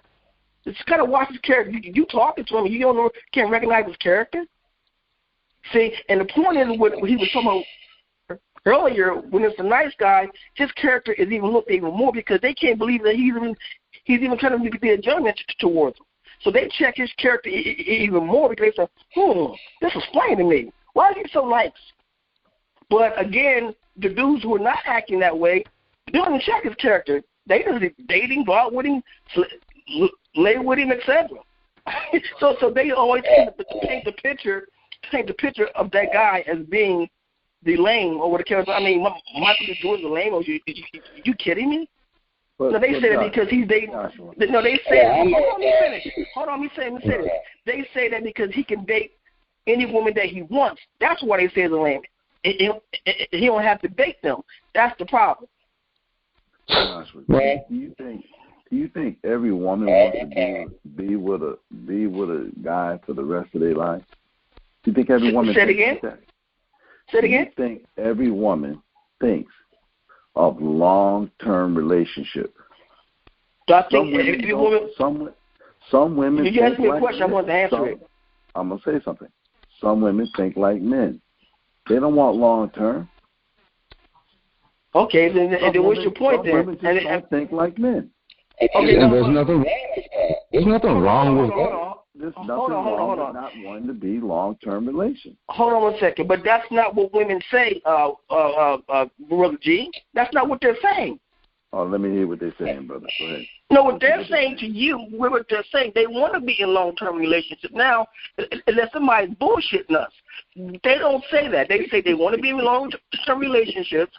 You know, so if that's the case, brother. Okay, so hold on then. So if they're bullshitting, then that backs up what we've been saying on this thing tonight. See, that's my whole point. See, this is a game to a lot of people, and it's fine if it's a game to you. Hold on, it's fine if it's a game to you, but at the same time, you understand there are repercussions in us playing these games with each other. It's repercussions. That's why our communities are fucked up. Okay, but the question I have to ask: do you think most guys want to be in a long-term relationship? But do I think most guys want to be alone? I would say yeah. Decent dudes want to be Okay. Hold on. Let me answer that. Let me answer that to a degree, and I'm gonna have to get out of here because I gotta go sleep. Yeah, it's kind of late. Yeah. I'm not gonna. If you listen to Nicole Michelle's channel, she talks about femininity and she counsels women about femininity and wanting to be in relationships and marriage. She says it out of her own mouth that who's the most traditional gender and wants marriage and family the most are actually the men, not the women. That's what's going on pretty much now. More guys are more traditional as far as marriage and being conservative and family as the women are. Women are saying that's what they want, but their actions are counterproductive to what they're saying. They're saying they want to be married. They're not, but they don't want to be wives. They're saying they want to be with a masculine man, but they don't necessarily want to be feminine. So what's going on is by even the women saying they want children, but they don't want to raise them. Right. Well, not necessarily raise them. They may want children, but they may want to be a unilateral parent. So this is, even though I get what you're saying, even the women are saying that the men are actually more traditional at this point than the women.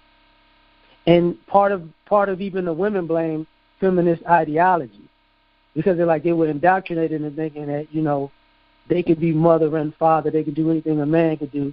They got a job, they don't need men, to the point where it's actually causing a split with how with their own traditionalism and this new age femininity. So that's just even what I've heard from the ladies themselves. So me saying that, I'm done. I'm gonna have to go to bed, y'all. So I'm gonna have to. Wait, before you go, you there? Yeah. Let me do this. Hold on. Give me a second.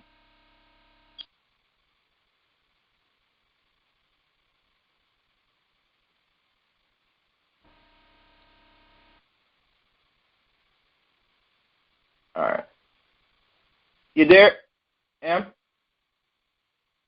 You there? Open your line. You there? Hello? No. Yeah? Yeah, I'm here. Okay. In closing, what we could really take. Yeah, I can hear you. You hear me? Okay. Yeah. Before you we're gonna close it up anyway because it's been lengthy. In conclusion, to your perspective, because now we had to deal with a sense of solution. What solution do you think sisters could take now? Because we already know dudes know what the issue, but what the sisters could take out of this tonight's session? Sisters, I think one of the major solutions is the sisters need to make a decision and actually look at it long term and play it out before they actually go down that road. Because if you want marriage and you want family, you're going to have to play out what a wife looks like in the long term. If you want a certain type of man, you're going to have to play out how that man is going to affect your long-term life. It's just simple decision making. If you want something, if you want and you know what? And also one of the solutions is foresight. And people have lost the ability to have foresight. If you're not completely attracted to somebody, but you like them, realize that person, or you're completely attracted to somebody, realize that person is going to change over time. If they live a healthy lifestyle, they may get, their body might actually grow and be a little bit more muscular if they're a man over time, if they're into a healthier lifestyle. If they're just into kicking it, you might like them, but they might get bigger over time, and you might get unattracted to their extra weight. So if you look at things with foresight, you might not make the best decision, but you will make the probability of making the right decision is high. So that's just my ideology on that. All right. And where can people find your book? I know on your channel you have a book that's digital copy. What's the title? Where they can find it? Lessons from a Noncustodial Father. If you go on LAR Movement YouTube, most of my videos, it's in the description box in the link, and I said that in the beginning of the videos. So that's where you can find the book. Okay. And, I do got your number, brother, so if at times if I don't reach you by other means, I will give you a call. Is that fine? Yeah. All right. Thank you again for being my guest again on this subject matter. We'll probably do this again on and deal with other topics. Cause, tonight's conversation was very, it got more interactive, other things. But we'll do this again another time. So thank you again, AR Movement. And like I said, check his links out on YouTube and his digital book, people. All right? This is Chaos here. Look forward to the next episode. Till next time, take care. Good night. Bye. Peace.